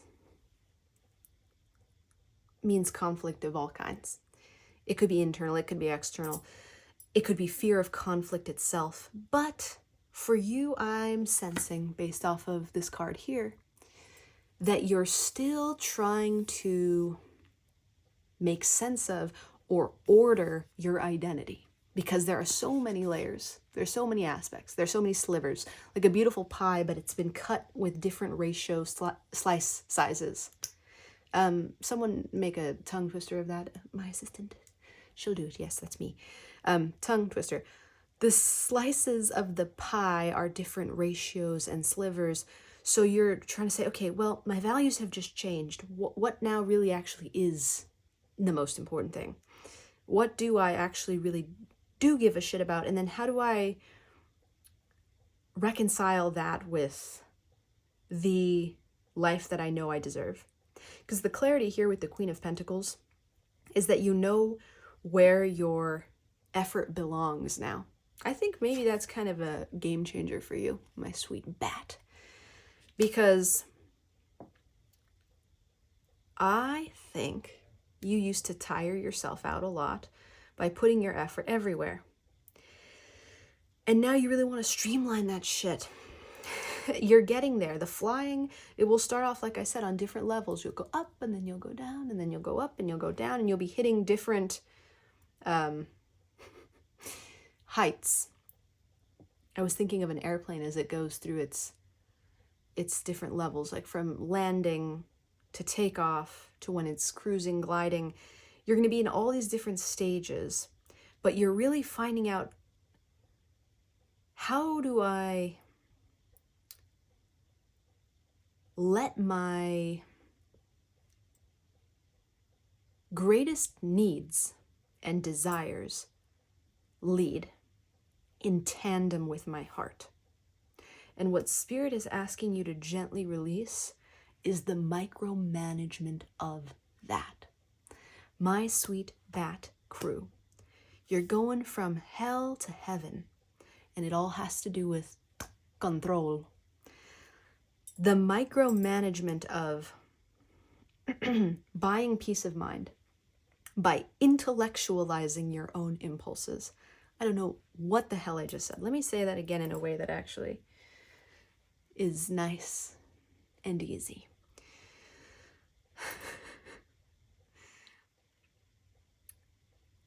Previously, on an episode of The Bat Crew, before they emerged and decided to show their true colors, there was an individual who used organization and the intellectual process, that means thinking, to decide what they were going to do, how they'd spend their day, for instance. I think it was very structured and rigid too. Like, I'll do breakfast at this time, meal prep or lunch at this time. Then I'm going to hit the gym. The gym is back in here again. Okay. Hit the gym at this time. Then I'm going to spend this amount of time on this work project, spend that amount of time on family time, spend that amount of time on social friends time. And in a way, we're kind of buying peace of mind through the organization. But that was old you shenanigans. And again, we're not comparing. We're not comparing to your old self. We're simply acknowledging that change has occurred here. And by the way, I'm so proud of you for that, because it's beautiful. If your concern is that if you take this process intuitively, you're going to mess it all up, let's just let that go right now. Because what you're being asked to release is the micromanagement of your day, of your needs, and of your desires. Let them come naturally, so to speak. Let them arise and guide you, and trust that you know yourself well enough. There's a big theme here, baby. I know it, and you know it. The funny thing is, I think you're worried that other people don't know it yet, and that they might test you and somehow dilute this epic version of you. They won't, they can't, and they're gonna love it, so they're not even gonna try. Don't micromanage your desires, your needs, your day, where your intuition leads you. Let it guide you. Trust that when you're hungry, you'll eat. That when you have the energy to work out, you will.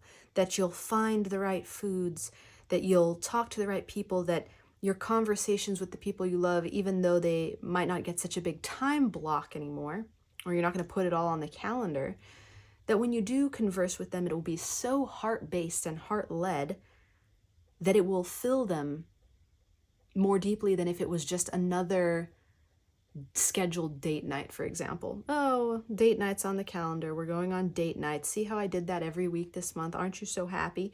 Well, maybe in this new month as new you don't schedule date nights anymore because you're following your intuition and you're expressing your new needs and desires, and date night for whatever reason ain't on there.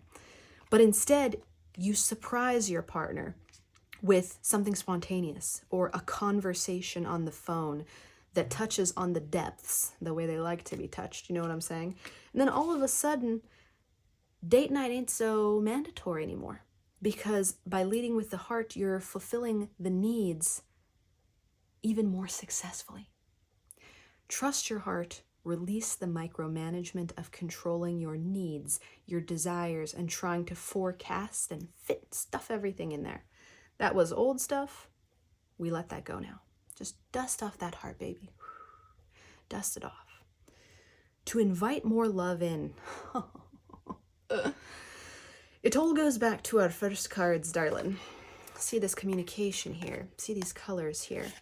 See the take the next step now. Now, if you're not a tarot aficionado, let me turn you into one. No, let me do you a solid and explain what's going on here. Knight of Wands is the card of action. You could, if you were transposing that into an oracle card, call it take the next step now. And Page of Swords is a card of communication, conversation, and curiosity.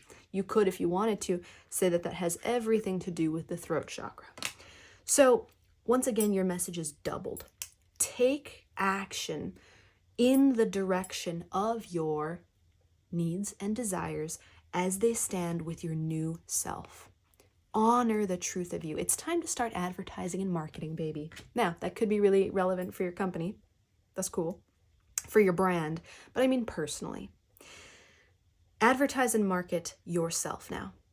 Throw a selfie onto the gram. Initiate a conversation. Slide into the DMs. Or, you know what? This is the Knight of Wands, baby. We don't do like sliding hidden shit. And with the Page of Swords and these particular colors, it's actually real triumphant.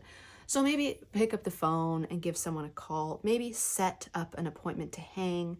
Maybe book the interview time. Maybe sell the product or launch the new product. Or pitch the new idea to your team or your boss. Maybe initiate anything and everything having to do with your needs and desires.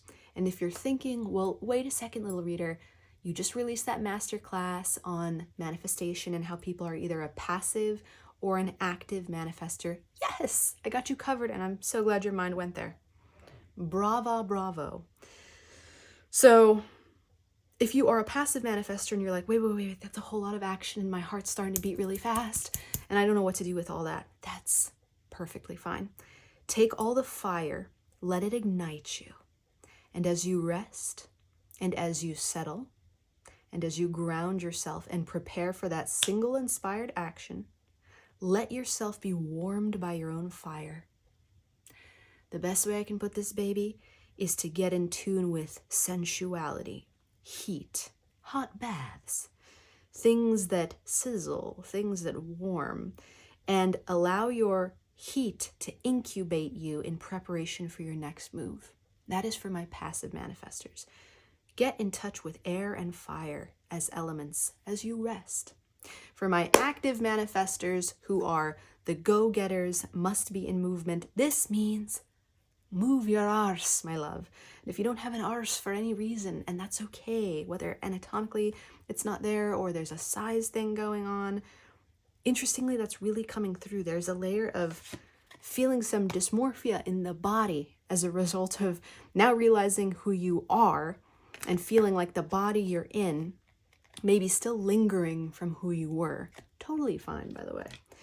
All is going to transform. That's your message. It's going to naturally, the physical will mold to match your interiority, your new self. So no panic on arse appearance. But if I was going more in the direction, like if you're a ghost or you're disembodied or something, move it anyway. Okay, if you're an active manifester, this means if you want to make your dreams come true, you must be moving. So more details on that in the most recent masterclass. Make moves, communicate, and prepare for action to advocate for what you want. That's going to be a lot of talking, okay? A lot of communicating. That's your number one thing. Texts, calls, in-person conversations, intimacy through conversation. It's huge here. Intimacy of all kinds, by the way. Enjoy. For row number 3, a gift on its way to you now. Now remember how I said to myself, and I remember how I said you didn't have to remember it. Anyway, circling all the way back through the memories. Right here, baby. I said this was contingent on action. And it is, and it isn't. You don't have to act immediately, passive manifestors, I'm talking to you, to avoid sadness. This is the 5 of Cups, the card of disappointment and sadness, although turning your back on chances that are still available. Clarified by the Knight of Swords, even faster communication card than the Page of Swords, and the 10 of Pentacles, legacy, family, community, building, empire, building. This story that's being told in this 3rd row is somebody is sad because they missed opportunities. It's like FOMO, but way after the fact. It's for the individuals who say the only thing they fear in this world is regrets. It's like, that's the story that came true here, a sad one. Regretting never taking action, regretting never speaking, regretting never building an empire. And this could be, my beautiful Bat Crew, relevant to a way that you feel right now, interestingly. Maybe what kicked you into gear to become this new self is that you felt like you missed an opportunity. You were like, my God, it's the one that got away. Or it's the job that got away. Or I've already dug myself so deep in a hole in the relationship that I'm in that there's no salvaging this now. There's too much resentment here. What has been said, too much, or what has been created, it anchors me here. General reading, my babe. So there are many variations on how this could be. But the root of it is,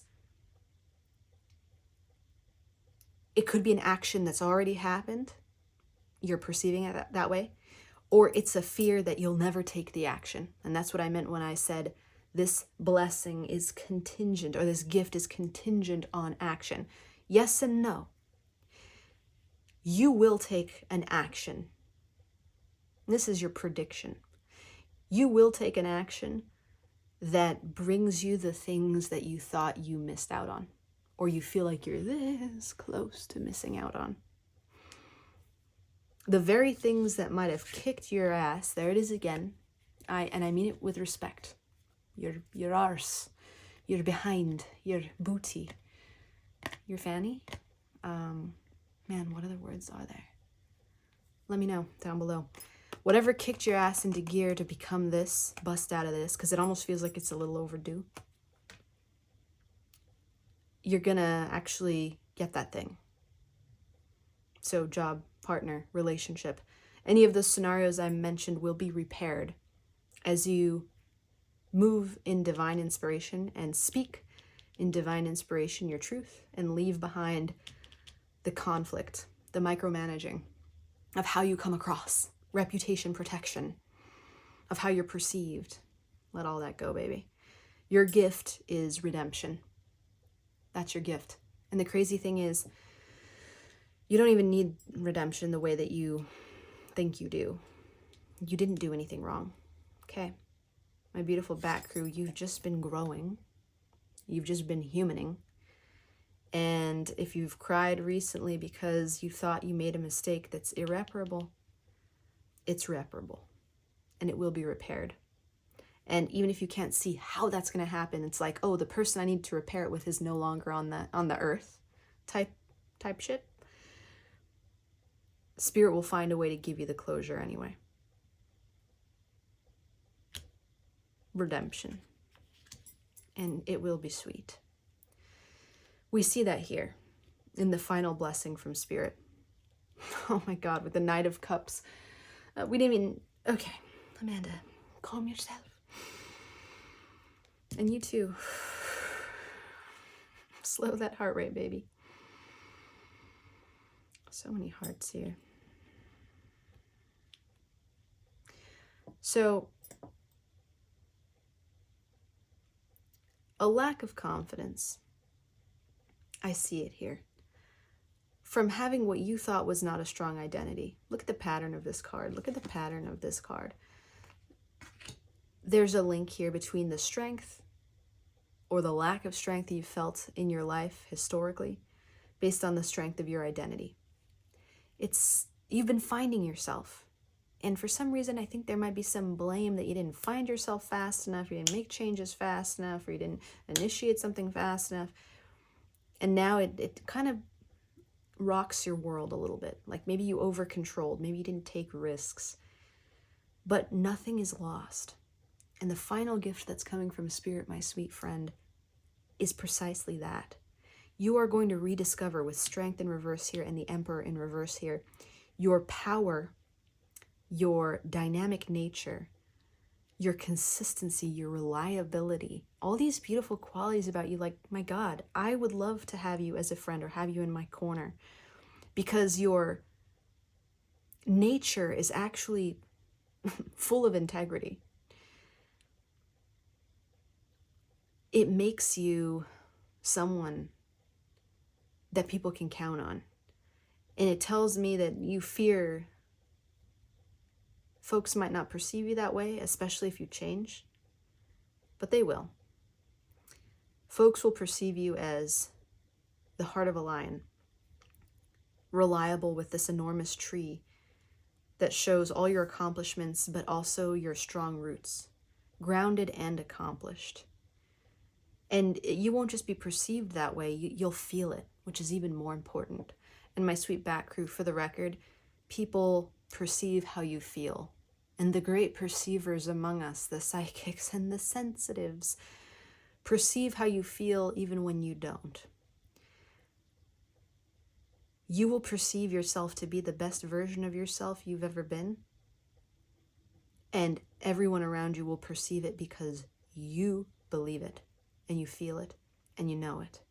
And you will find your love, whether that is a brand new romantic love, the strength of relationship with your partner, a love of self, a respect and admiration for self. What's under here? Oh, my God, paint me green and call me a cucumber Larry. Hello. I'm sorry, I should be narrating this, but I get a little sidetracked with the magic, babe. It's the lovers, okay? So I was about to go on this whole self-love thing, and I stand by that, baby.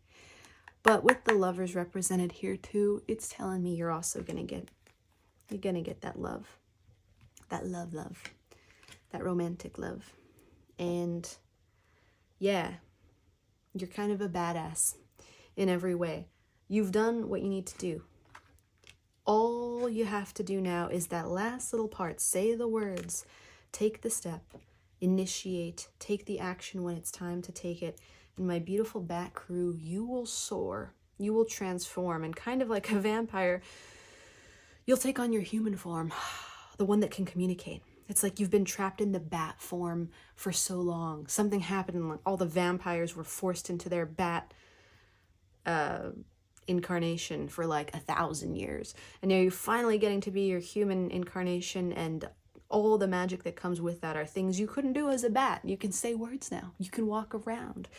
You can, seduce people, which I have a feeling is what a lot of you are going to go straight toward after this reading, and I applaud you for it. If you're not the seducer, again, if you're the passive manifester, that could just mean when the moment is right, aligning with a situation, an environment, an app, a group of people, or something that puts you directly in the vicinity to bump into the lover. If that's something you're looking for, or if it's not, the self-love, the self-respect, the self-admiration, the self-confidence to shine. So that's you, my beautiful Bat Crew. You're radiant, you're ready, you're ready, you're ready, you're ready. So to dust off your heart, all you've got to do is take the next step. As soon as you know when to do it, do it. That is where we are leaving it today, my sweetest friend. This has been your Self-Care Sunday reading. So if you want another one, you know what to do with that subscribe button, baby. You take the next step now. You press the button. If you enjoyed the reading, please leave a like and a comment. They're so helpful to the channel. And until we meet again, I am sending you all of the love I've got. It is always more. It is never less. Because you, my sweet bat crew, you are so very worthy of it. Bye for now. Hello, my sweet dragon crew, and welcome to your reading on dusting off your heart, darling. That's what we're doing. We're dusting off your heart. Just a gentle little dusting. We're going to do an oracle energy check first, and then your tarot reading using your deck. And we're going to get into all the details and talk about all the things. And I'm going to intuitively, well, I'm going to make up new words first, but I'm going to intuitively channel your card all in a moment. So it's all coming, baby.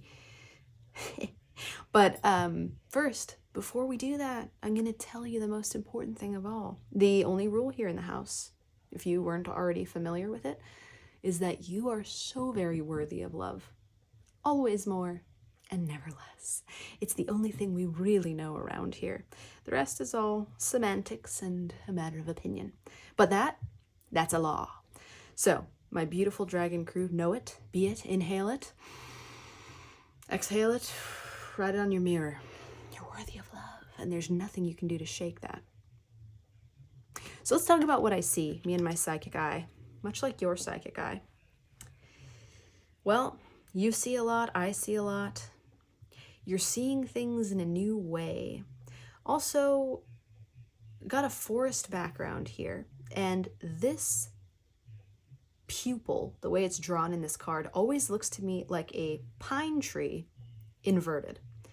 So something coming up is not being able to see the forest for the trees, meaning a difficulty grasping the big picture, perhaps.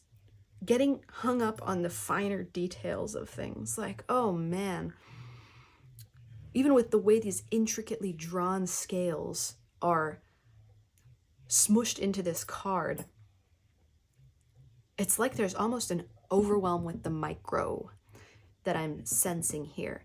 And yet, even if there is, even if you're getting lost in the sauce of the details and maybe energetically constipated because you can't see a way forward due to all the moving and small pieces, there's still this immense wisdom to you. It's kind of crazy. There's a confidence, there's a power, there's an aura that you are resonating. That, man, it's kind of seductive, it's kind of wise, it's kind of epic. It's like underneath what you're perceived as by others.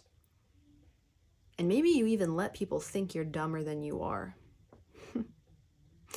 Underneath all of that, there is this brilliant all-seeing eye. Underneath the stories and the layers and the details and everything else, you know more than you say. And maybe you're in a little bit of a knot with yourself because you know all this knowledge and have all this insight and information. Truly, you see all. But the embodiment of that in your personal life may be where we're having a little bit of a difficulty. So if that sounds resonant, baby, let's ride. I'm going to pull in your oracle cards because they're the first step of today's reading. And we're energy checking even further. As if that weren't enough, darling. But it's with intention. So our first card is the current state of your heart. Our second card is a hidden weight that's weighing on that beautiful heart. And our third card is a loving message from spirit. And we're going to take them one at a time, baby. So let's start with the current state of your heart. Oh my God. Well, first of all, that's hot. And I'm so happy for you. I genuinely am. Man, kisses. They're great. What they represent in this deck is unity, coming together. The union, not necessarily of opposites either. It's just the meeting. So, the current state of your heart is when I looked at this dragon card and channeled out this phenomenon in which you have all this knowledge and all this insight over here, and then over here, it's not quite embodied, it's not quite being implemented. Your heart is ready for those two sides to meet, for harmony and connection and electric spark of those two things, of those two poles connecting, a circuit being closed. Your heart is ready for that. It's beating for that. Also, I'm not one to miss an obvious interpretation, baby. So if you thought I wasn't going to say it, you thought wrong. Your heart may also be yearning for love, honey bunches of oats. So if, and I mean real love, because hold on, some people are going to say like, well, obviously, little reader, all hearts yearn for love, and thanks, babe. But the other part of that is some hearts gaslight themselves. Now, it's not the hearts, excuse me. Some minds gaslight their hearts and themselves into believing that the so-called love dynamics that they're in are really nourishing their soul, are really nurturing their soul. So if we're going to be honest with a capital H, what we need to see here is that your heart is ready for the bigger picture to be realized, embodied in the flesh. So if there are parts of yourself dueling over everything you know and how it's not necessarily being embodied, it's ready to harmonize that. If it is yearning for a love mate, then it's ready to attract one. And if it's yearning, well, yeah, let's say it. If it's in a relationship already or a relationship dynamic where there's a suspicion in the heart that it's not fully fulfilling all the needs, but the mind is like, of course it is. Shush. Your heart is ready for that to be blown up.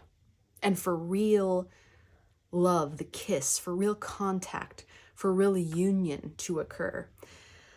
I believe this is a solar eclipse? Yes, where the moon passes in front of the sun. I believe that's what's happening here. So a total eclipse of the heart, baby, is what your heart is ready for. And we'll get into the everything else about that when we hit the tarot. But that is the state of your heart. Once again, I notice fine detail work in your cards. So immense amount of scales here, a great deal of graininess here, minutia, that word, minutia. The little things matter to you. Noted. A hidden weight on your heart, my sweet love. Let's peep it. Prayer with bright yellow. Okay, interesting.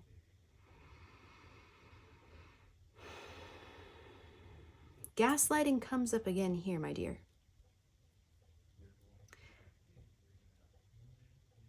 And if it's not gaslighting,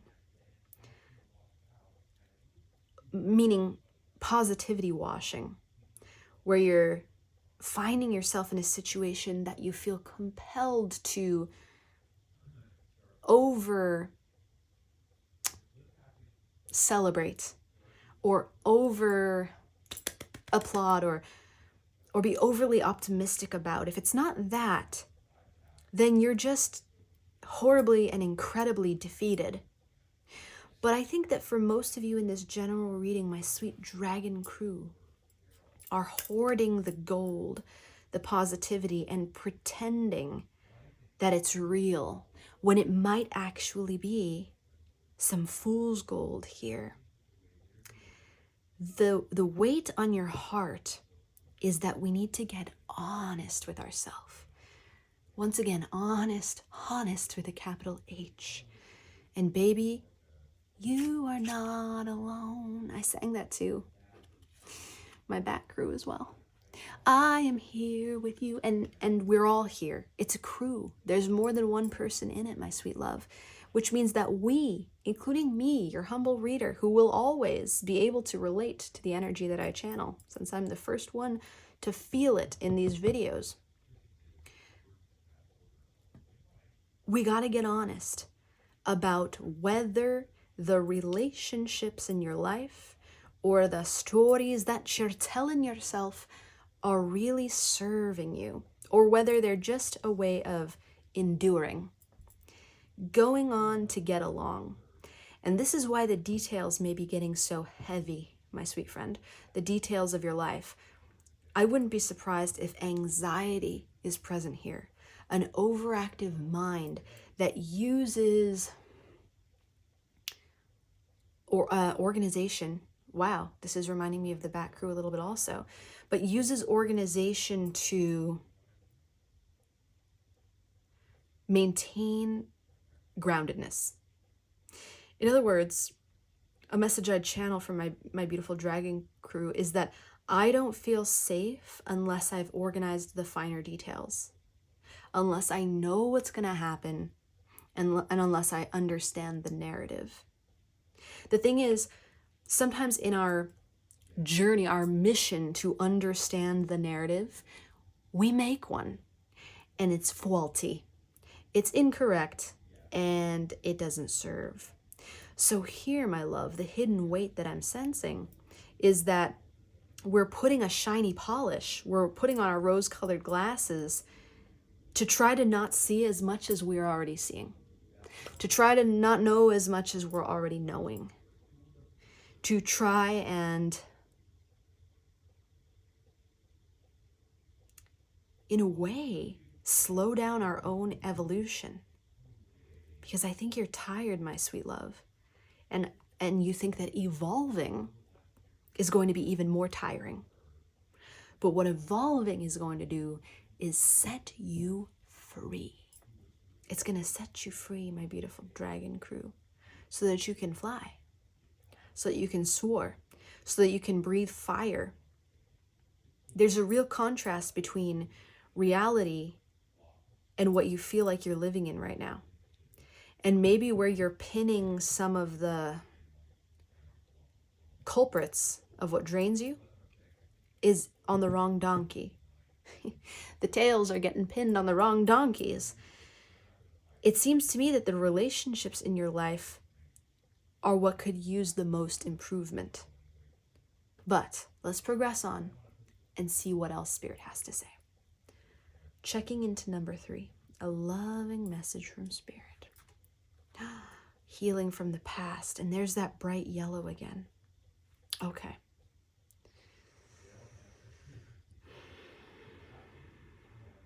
You've got to trust your own power. In this deck, my sweet dragon crew, take a look at you. In this deck, I believe your card is associated with the solar plexus chakra, which is the power chakra. It is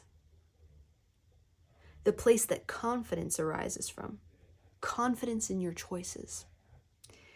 And I believe, my sweet love, that there may be a fear that if you chose wrong in the past, let's say the wrong relationship as an example, for an example, that if you chose wrong in the past,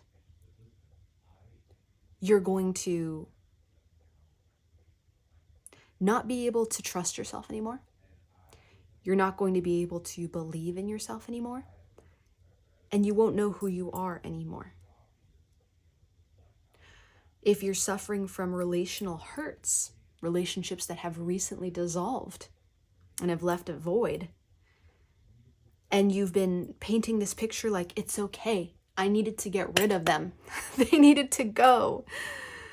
But you haven't given yourself the opportunity to grieve the losses. Grieve who you've shed. Grieve what you've released. Then, my sweet love, it's time to do that. To bring back your power and bring back your confidence. Your color here is yellow. Your chakra is the solar plexus chakra. It is time for you to trust yourself so magnificently that the anxiety begins to melt away. That the obsession with the micro, the details, is no longer used as an escape from objective reality. Because when we focus too deeply on the micro, the little things, or too deeply on the macro, the big picture, we're not seeing the whole picture of reality. We're trying to escape something. It's like focusing on the past to the exclusion of the future, or focusing on the future to the exclusion of the past, when the only place you have power in this reality, my love, is in the present moment. You see what I'm saying here? There's a level of self-forgiveness that's needed. There's a level of kiss that is needed, you to yourself.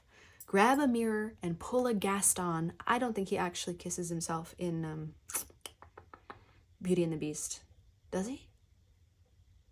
Somebody let me know. I don't know. But I need you to plant one on yourself. Because underpinning this is guilt. And my love, we all make foibles and mistakes, what we can judge as foibles and mistakes, while simultaneously also always doing the best we can with what we know at the time. So let's take the guilt, kiss it on the head, and let's go, baby. Because guilt and shame are just the mistaken belief that you intentionally wanted to hurt yourself or others. And no one ever wants to intentionally hurt themselves or others. Those behaviors come as a byproduct of patterns that aren't up to date, that haven't been looked at in some time. It's human. It's natural. I'm the queen of it personally. And you're not alone. We all do it. We've all been there. And it is okay. And my guess is, my sweet love, if you're looking for forgiveness, it will be granted to you. But first, we got to get heavy and hot on this self-love, self-empowerment game. So let's pull in your tarot, which, not surprisingly, darling, is called the Gentle Tarot. Why do I say it like that? Why am I so sassy? Because, babes, you need gentleness in your life right now. That whole focus on details thing is kind of, it's a distraction or diversion or misdirection sort of situation. Hey, come back. To like be tough. The scales here on the dragon, it's like there's a need to be perceived as a brute. You're not a brute, baby. Hello. Let your friendly psychic tell you. You're soft, and that's beautiful. That's actually making you malleable, able to change, able to shift, able to be who you want to be. Confident, empowered, able to trust yourself, able to own the past, not because you are going to pretend that you made the right decisions, but because you're going to be honest about who the person was who made them. And guess what? That doesn't have to be the same person who you are today. So there's a little speech for you. Now, let's bust out your tarot. Card number 1 with clarify number 1. Clarifier. What can you gently release, my sweet love? What can you gently release? Oh, it's the 6 of Pentacles. 6 of Stones, they call it in this deck. In reverse. And the 9 of Thunder, that's 9 of Swords, in reverse. Let's make sure we're fitting. We are. In the frame. And then we'll keep going. So that's what you need to gently release. We'll get into what it means in a second. How can you invite more love in, baby? Because my beautiful dragon, you want love. You want it, and you want it. You want it bad. That's all right. We all do. Yo, anyone who pretends they don't want love is doing just that. And it's cool. I've always thought that was cute. 5 of Cups in reverse. Interesting thing I'm noticing with your cards, too. And 7 of Thunder in reverse. Okay. Hot. Interesting thing I'm noticing with your cards is the way that I'm shuffling, and then the clarifier wants to come out as an afterthought. We'll make a note of that. A gift on its way to you now. 7 of Wands reversed. Well, as soon as I say it, oh, that's not true. The pattern changes. This is exactly like the Bat Crew. 2 cards coming out for the 3rd row clarifier in the tarot spread. I love it. You guys might be friends. I thought there was something going on between the peacock and the zebra. I haven't gotten to them yet. but there's definitely a little something going on between the bat and the dragon. And you might be in a close, intimate relationship with a bat. Just thought I'd share that with you. So, fourth and finally, a final blessing you can expect from Spirit is the Seven of Cups in reverse. And the Flower of Stones, that's the Queen of Pentacles, in reverse. Six of Wands in reverse, back of the deck energy. Okay, talk about spreading wings. Okay, you and the Bat Crew, maybe more than in a close, I almost said love relationship. Aren't all relationships a sort of love relationship? That'd be a good long philosophical chat sometime. But check it out. Spreading the wings is a theme here. Your type of flying is different than the Bat Crew. I don't know why I keep bringing them up. They were the first reading that I did. They were the most urgent. I'm not saying you're them. I'm not saying go check it out. I'm just telling you once again, you are not alone. This is a variation on a theme, as they say in classical music. This is a slight adjunct. It is a next door neighbor. Basically, you're part of a group of souls that are ready to soar. But your type of soaring is different. It's going to the bigger picture. An eagle flies above the clouds. I heard. Like, I can't remember my last incarnation as an eagle, so I can't confirm. But I read somewhere, like Wikipedia or something, that eagles fly above the clouds. And they soar. It's like there's a certain amount of flapping, and then it's just cruising. Or like a dart when they're hunting. They dart toward their prey. They're birds of prey. They identify and then attack. It's a smooth glide is what I'm saying. So when you soar, it's going to be high. It's going to be big picture. It's going to be seeing things from a bird's eye view. The medicine for you, baby, is to stop hyperfixating on the micro and start looking at the macro. Big picture shit. I keep hearing midlife crisis, midlife crisis. Someone is in one, whether they know it or not. And it is feeling like the end of the world. If it's not a midlife crisis, maybe it's an existential one. With the amount of positivity washing that's going on here, I would not be surprised if some are like, wait, no, everything's good, better than it's ever been. Yeah, I've had some losses lately, had my heart broken a little bit, but it was for the best. And I was kissing people that now I'm not kissing, or I am kissing people, but it's like, it's only okay. And, we're good. But the fact that you're the dragon tells me that you know that beyond that is a truth that says,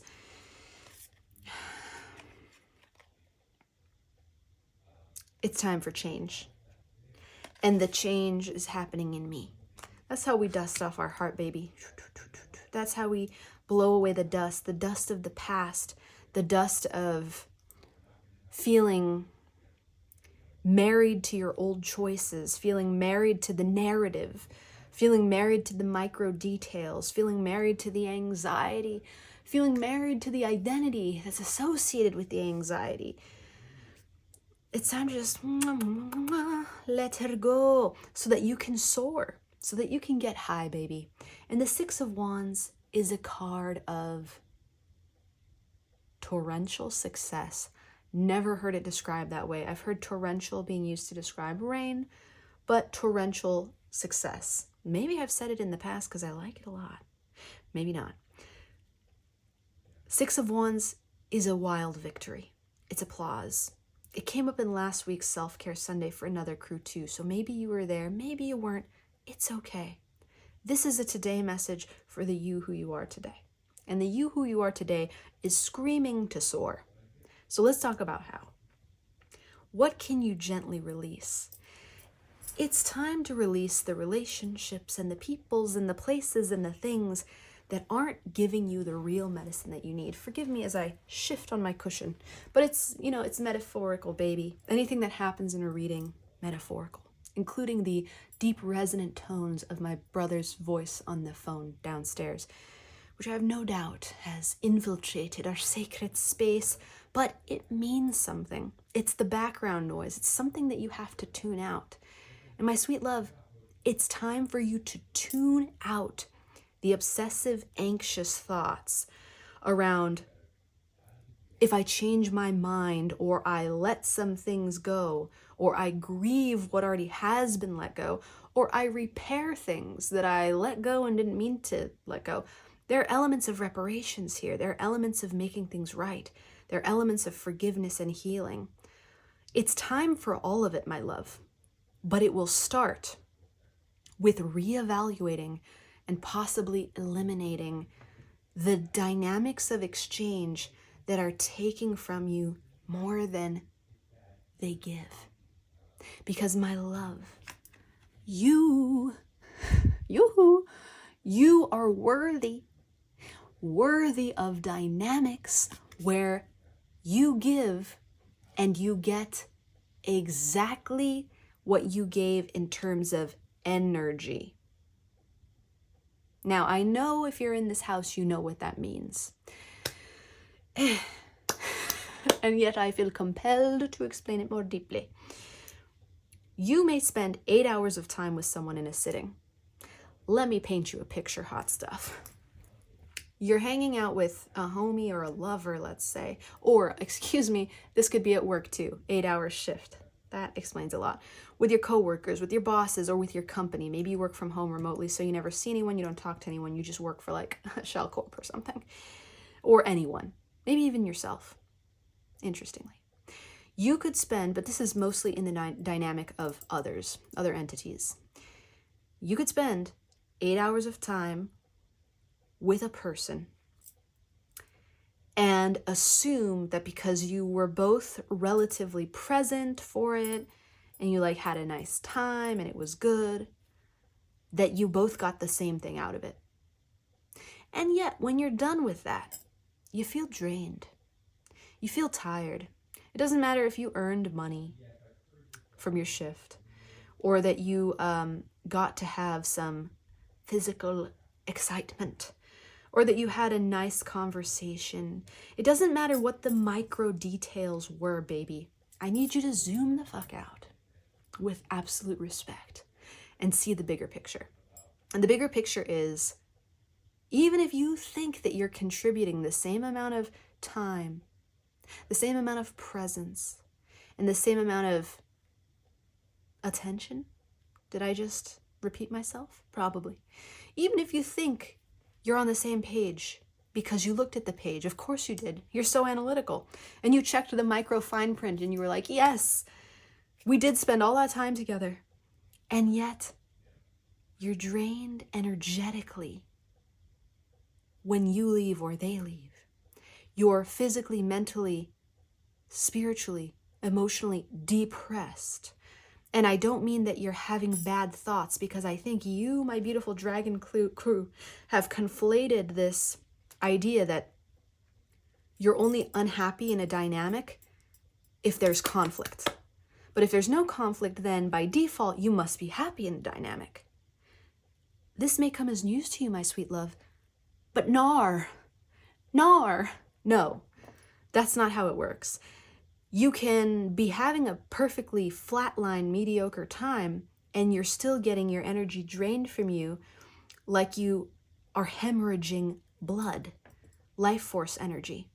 So progressively, if you've found in your relationships, my love, that progressively you've wilted in your life and not bloomed, Spirit's encouraging you to take a peek back at the stories and narratives you're telling yourself, because we're positivity washing something here, when in reality we need to be cutting cords and grieving. I don't mean do anything heinous. I don't mean do anything impulsive. I don't even mean do anything right now. I mean prepare to shift your vision from the micro moments of the experience to the big picture and start to assess what really nourishes me. And a good way to do this is to look at all the people in your life and really level with the fact that you are not the influencer. You are not the stronger energy. Everybody thinks they are, but they're not. None of us are. We are the products of our environment, and the people in those environments. So take a good look at everyone in your life and say, would I like to be like them? Just like them? Have the same level of energy, ambition, honesty, integrity, communication skills, charisma, creativity, or not? And then everyone who you say, no, I wouldn't, you reassess, you reevaluate. With our 9 of Swords in reverse here and our 6 of Stones in reverse, there are serious situations and circumstances in your beautiful reality, my love, that drain you and give you anxiety. They take from you. And it's because of how you choose to look at them, because you choose to preserve them, to hoard them, to hold them. And Spirit just wants you to let go. Gently, gently release, my love. Gently. So part 2, how to invite more love in. This one I gotta sit with for a second. We've got the 5 of Cups reversed and the 7 of Thunder. That's our 7 of Swords reversed here.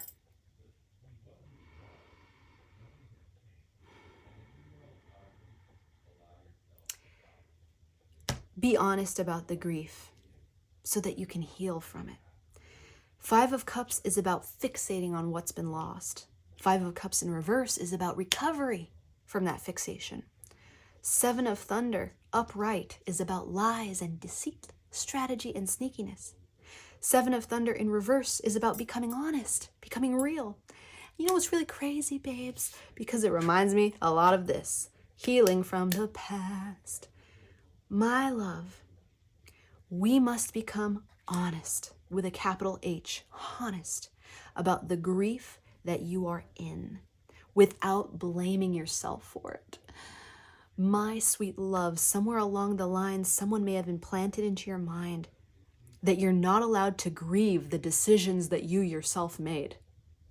Does that sound like a truth? You are not allowed to grieve. You made the decision. What are you crying for? You chose it, so you better get happy.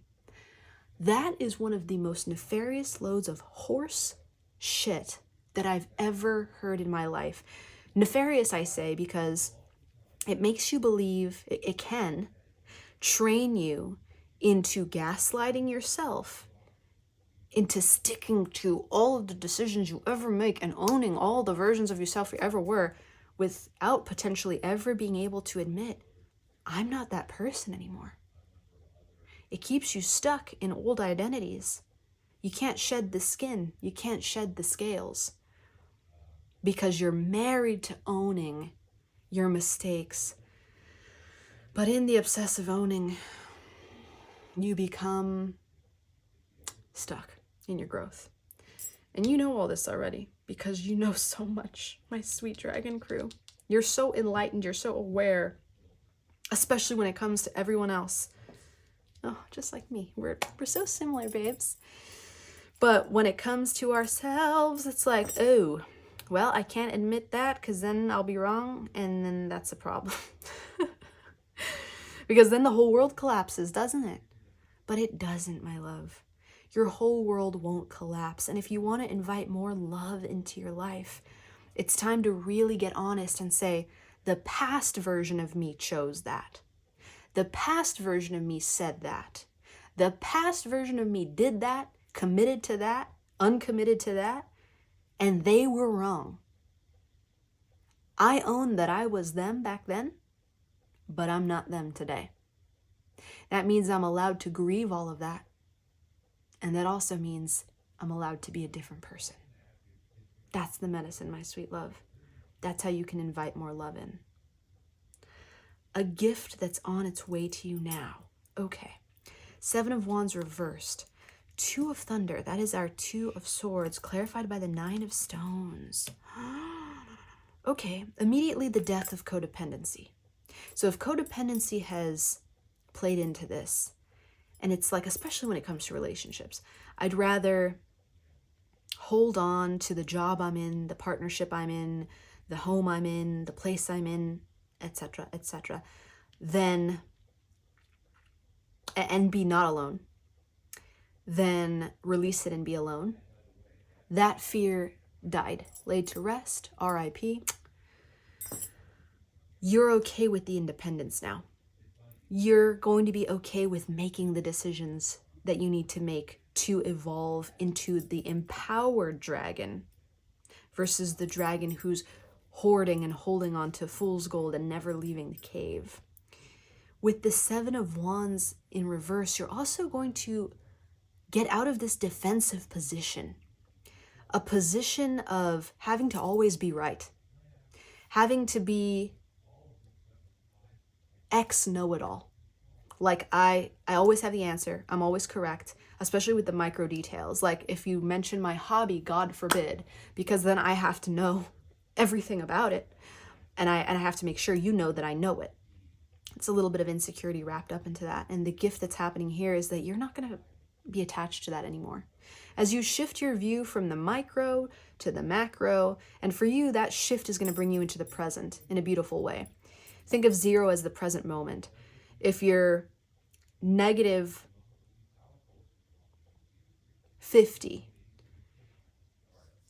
going positive 50, looking toward the bigger picture, it's going to bring you back to 0, bring you back to the present.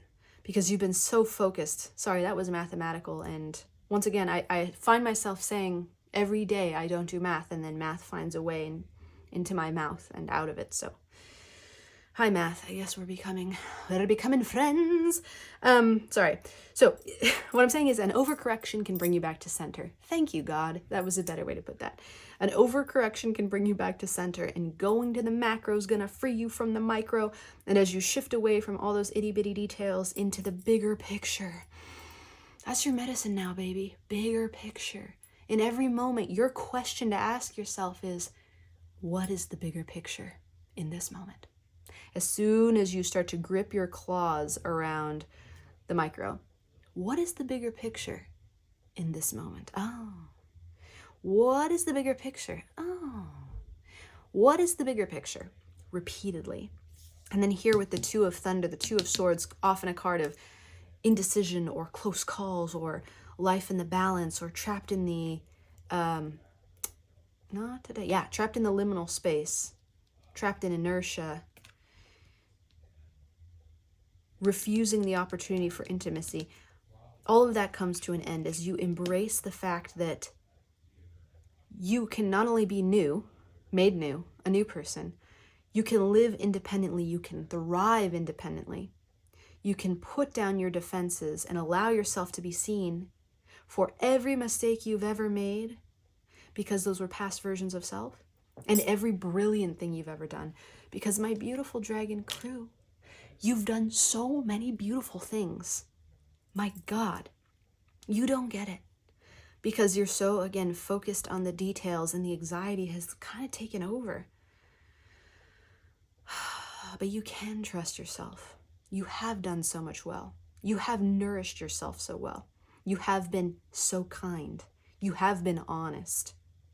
The temperance that we see here, and I don't mean that in terms of balance, I mean that we see energy tempered with defensiveness. We see the desire for intimacy tempered with the need for control. We see the desire for clarity tempered with a faux confidence about the way the world is. Those things just symbolize your enormous heart. They just symbolize the fact that you want to be able to give infinitely. But my love, giving infinitely is not what allows you to receive infinitely. It's not in the act. It's in the belief of what you personally think that you're worthy of receiving. So you don't have to give infinitely to be worthy of infinite love. You don't have to know all the answers to be worthy of people respecting you. You don't have to be incredibly hyper, super detail oriented to prevent mistakes. This life can't be controlled. Well, I'll fight with myself later over that. I'm not sure. Don't put that on my epitaph or anything. But there's a high probability that this life can't be controlled in the way that we think or wish that it could be, in order to prevent pain, in order to prevent mistakes, in order to prevent loss, in order to prevent loneliness. It doesn't work like that, baby. The way that it works is that when you love yourself and trust yourself enough to accept reality as it is and surrender to what is, even if the relationships aren't satisfying, even if the bigger picture means that some of the tiny micro things we've clung on to were not as important as we thought, even if we lose the purpose that we thought we had this whole time,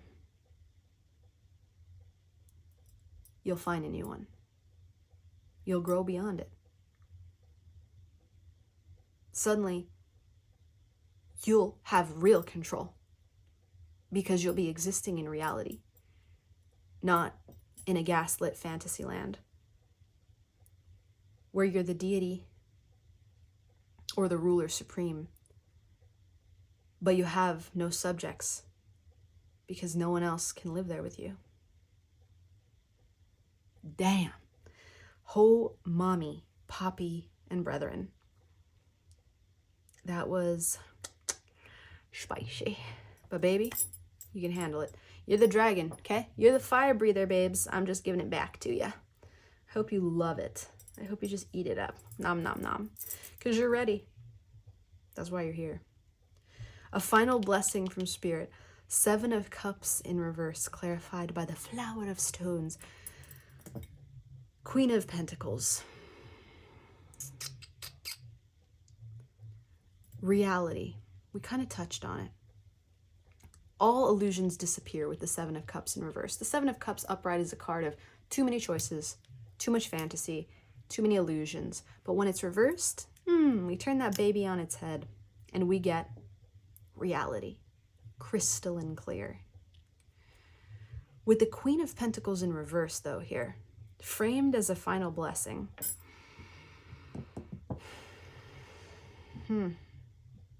I must contemplate. I see independence here once again. I see nourishment of the self here once again. This bear looks like she's smiling to me. And I think the final blessing that comes through here, what Spirit's giving you today and forever, is the knowing that you will be okay. If you allow yourself to be open to the belief that you don't know all the answers, baby, but you don't need to in order to be safe, your life will change so dramatically that you won't even recognize it anymore. If you allow yourself to believe that you don't have to be the all-seeing eye, the knowledge who just collects everything so that you're never taken by surprise and that you can impress people with your vast cave of wonders. Hey, baby. I like that. For the record, I don't mean hur in a derogatory way, as a matter of fact. I just mean one who accepts much, spreads themselves out so far, not a bad thing, until it becomes one. It's not bad until you don't know who you are anymore and your purpose is one based on fantasy land.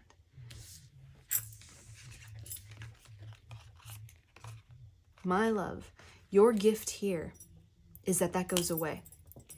You don't have to spread yourself so thin anymore. Spread yourself out.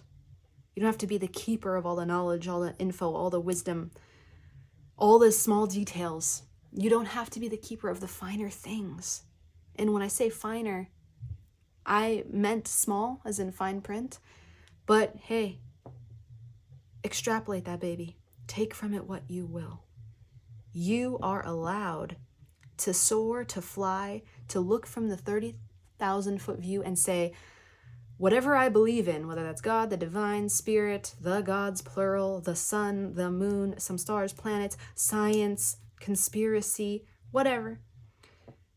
Whatever I believe in will take care of it, even if it's entropy itself. I just exist. I nourish myself in ways I never have done before. I rest myself. I nurture myself. I tend to myself. I get real, honest with a capital H, honest with myself. And in the doing of that, my love, you are made new. In the doing of that, we dust off your heart. And underneath that is a brand new heart belonging to a brand new person. Liberation from the past. Liberation from old identity. Liberation from the old purpose. For some, that'll be horrifyingly scary. For others, that'll be about goddamn time. Wherever you land on the spectrum, I am here for you, baby. We all are. Members of the Dragon Crew and members of every crew in this reading, this community is a group of people who look at themselves every day and go, how can I become even brighter? How can I love myself even harder? So if you join this elite group and you choose to focus the lens on yourself and turn that all-seeing eye onto the truth, it will be a process. It may take a moment, but it's going to be the most fulfilling moment and process of your life, my love. And guess what? You deserve it. You deserve a reality filled with other human beings who get you, who see you, who love you, who uplift you, who celebrate you, who give to you in the way that feels good, who see your past and probably your future as all close friends do, and love you for your present and know where you've been and where you're going, but they see the excellence of your now. They embrace you vulnerably. No need to be defensive. No need to prove, to shift. You just accept reality as it is and love yourself in it. And that teaches us all how to love you. And you'll be okay. Leave the details up to the divine, baby. You are okay. That is where we're leaving it today, my sweet friend. It has been such an honor to read for you, to speak to your heart, to touch it. I hope, gosh, just a little bing, touched your heart for you, baby. If this touched yours, you know what to do when it comes to the tube, baby. This is Self-Care Sunday. If you want to be back for next week, hit that subscribe button. Put a like on the video if you enjoyed it. A comment if you want to share something vulnerable. And start getting into that non-defensive, soft mode. And know, no matter what you do, that you are so very worthy of love. Always more, never less, baby. Bye, friend.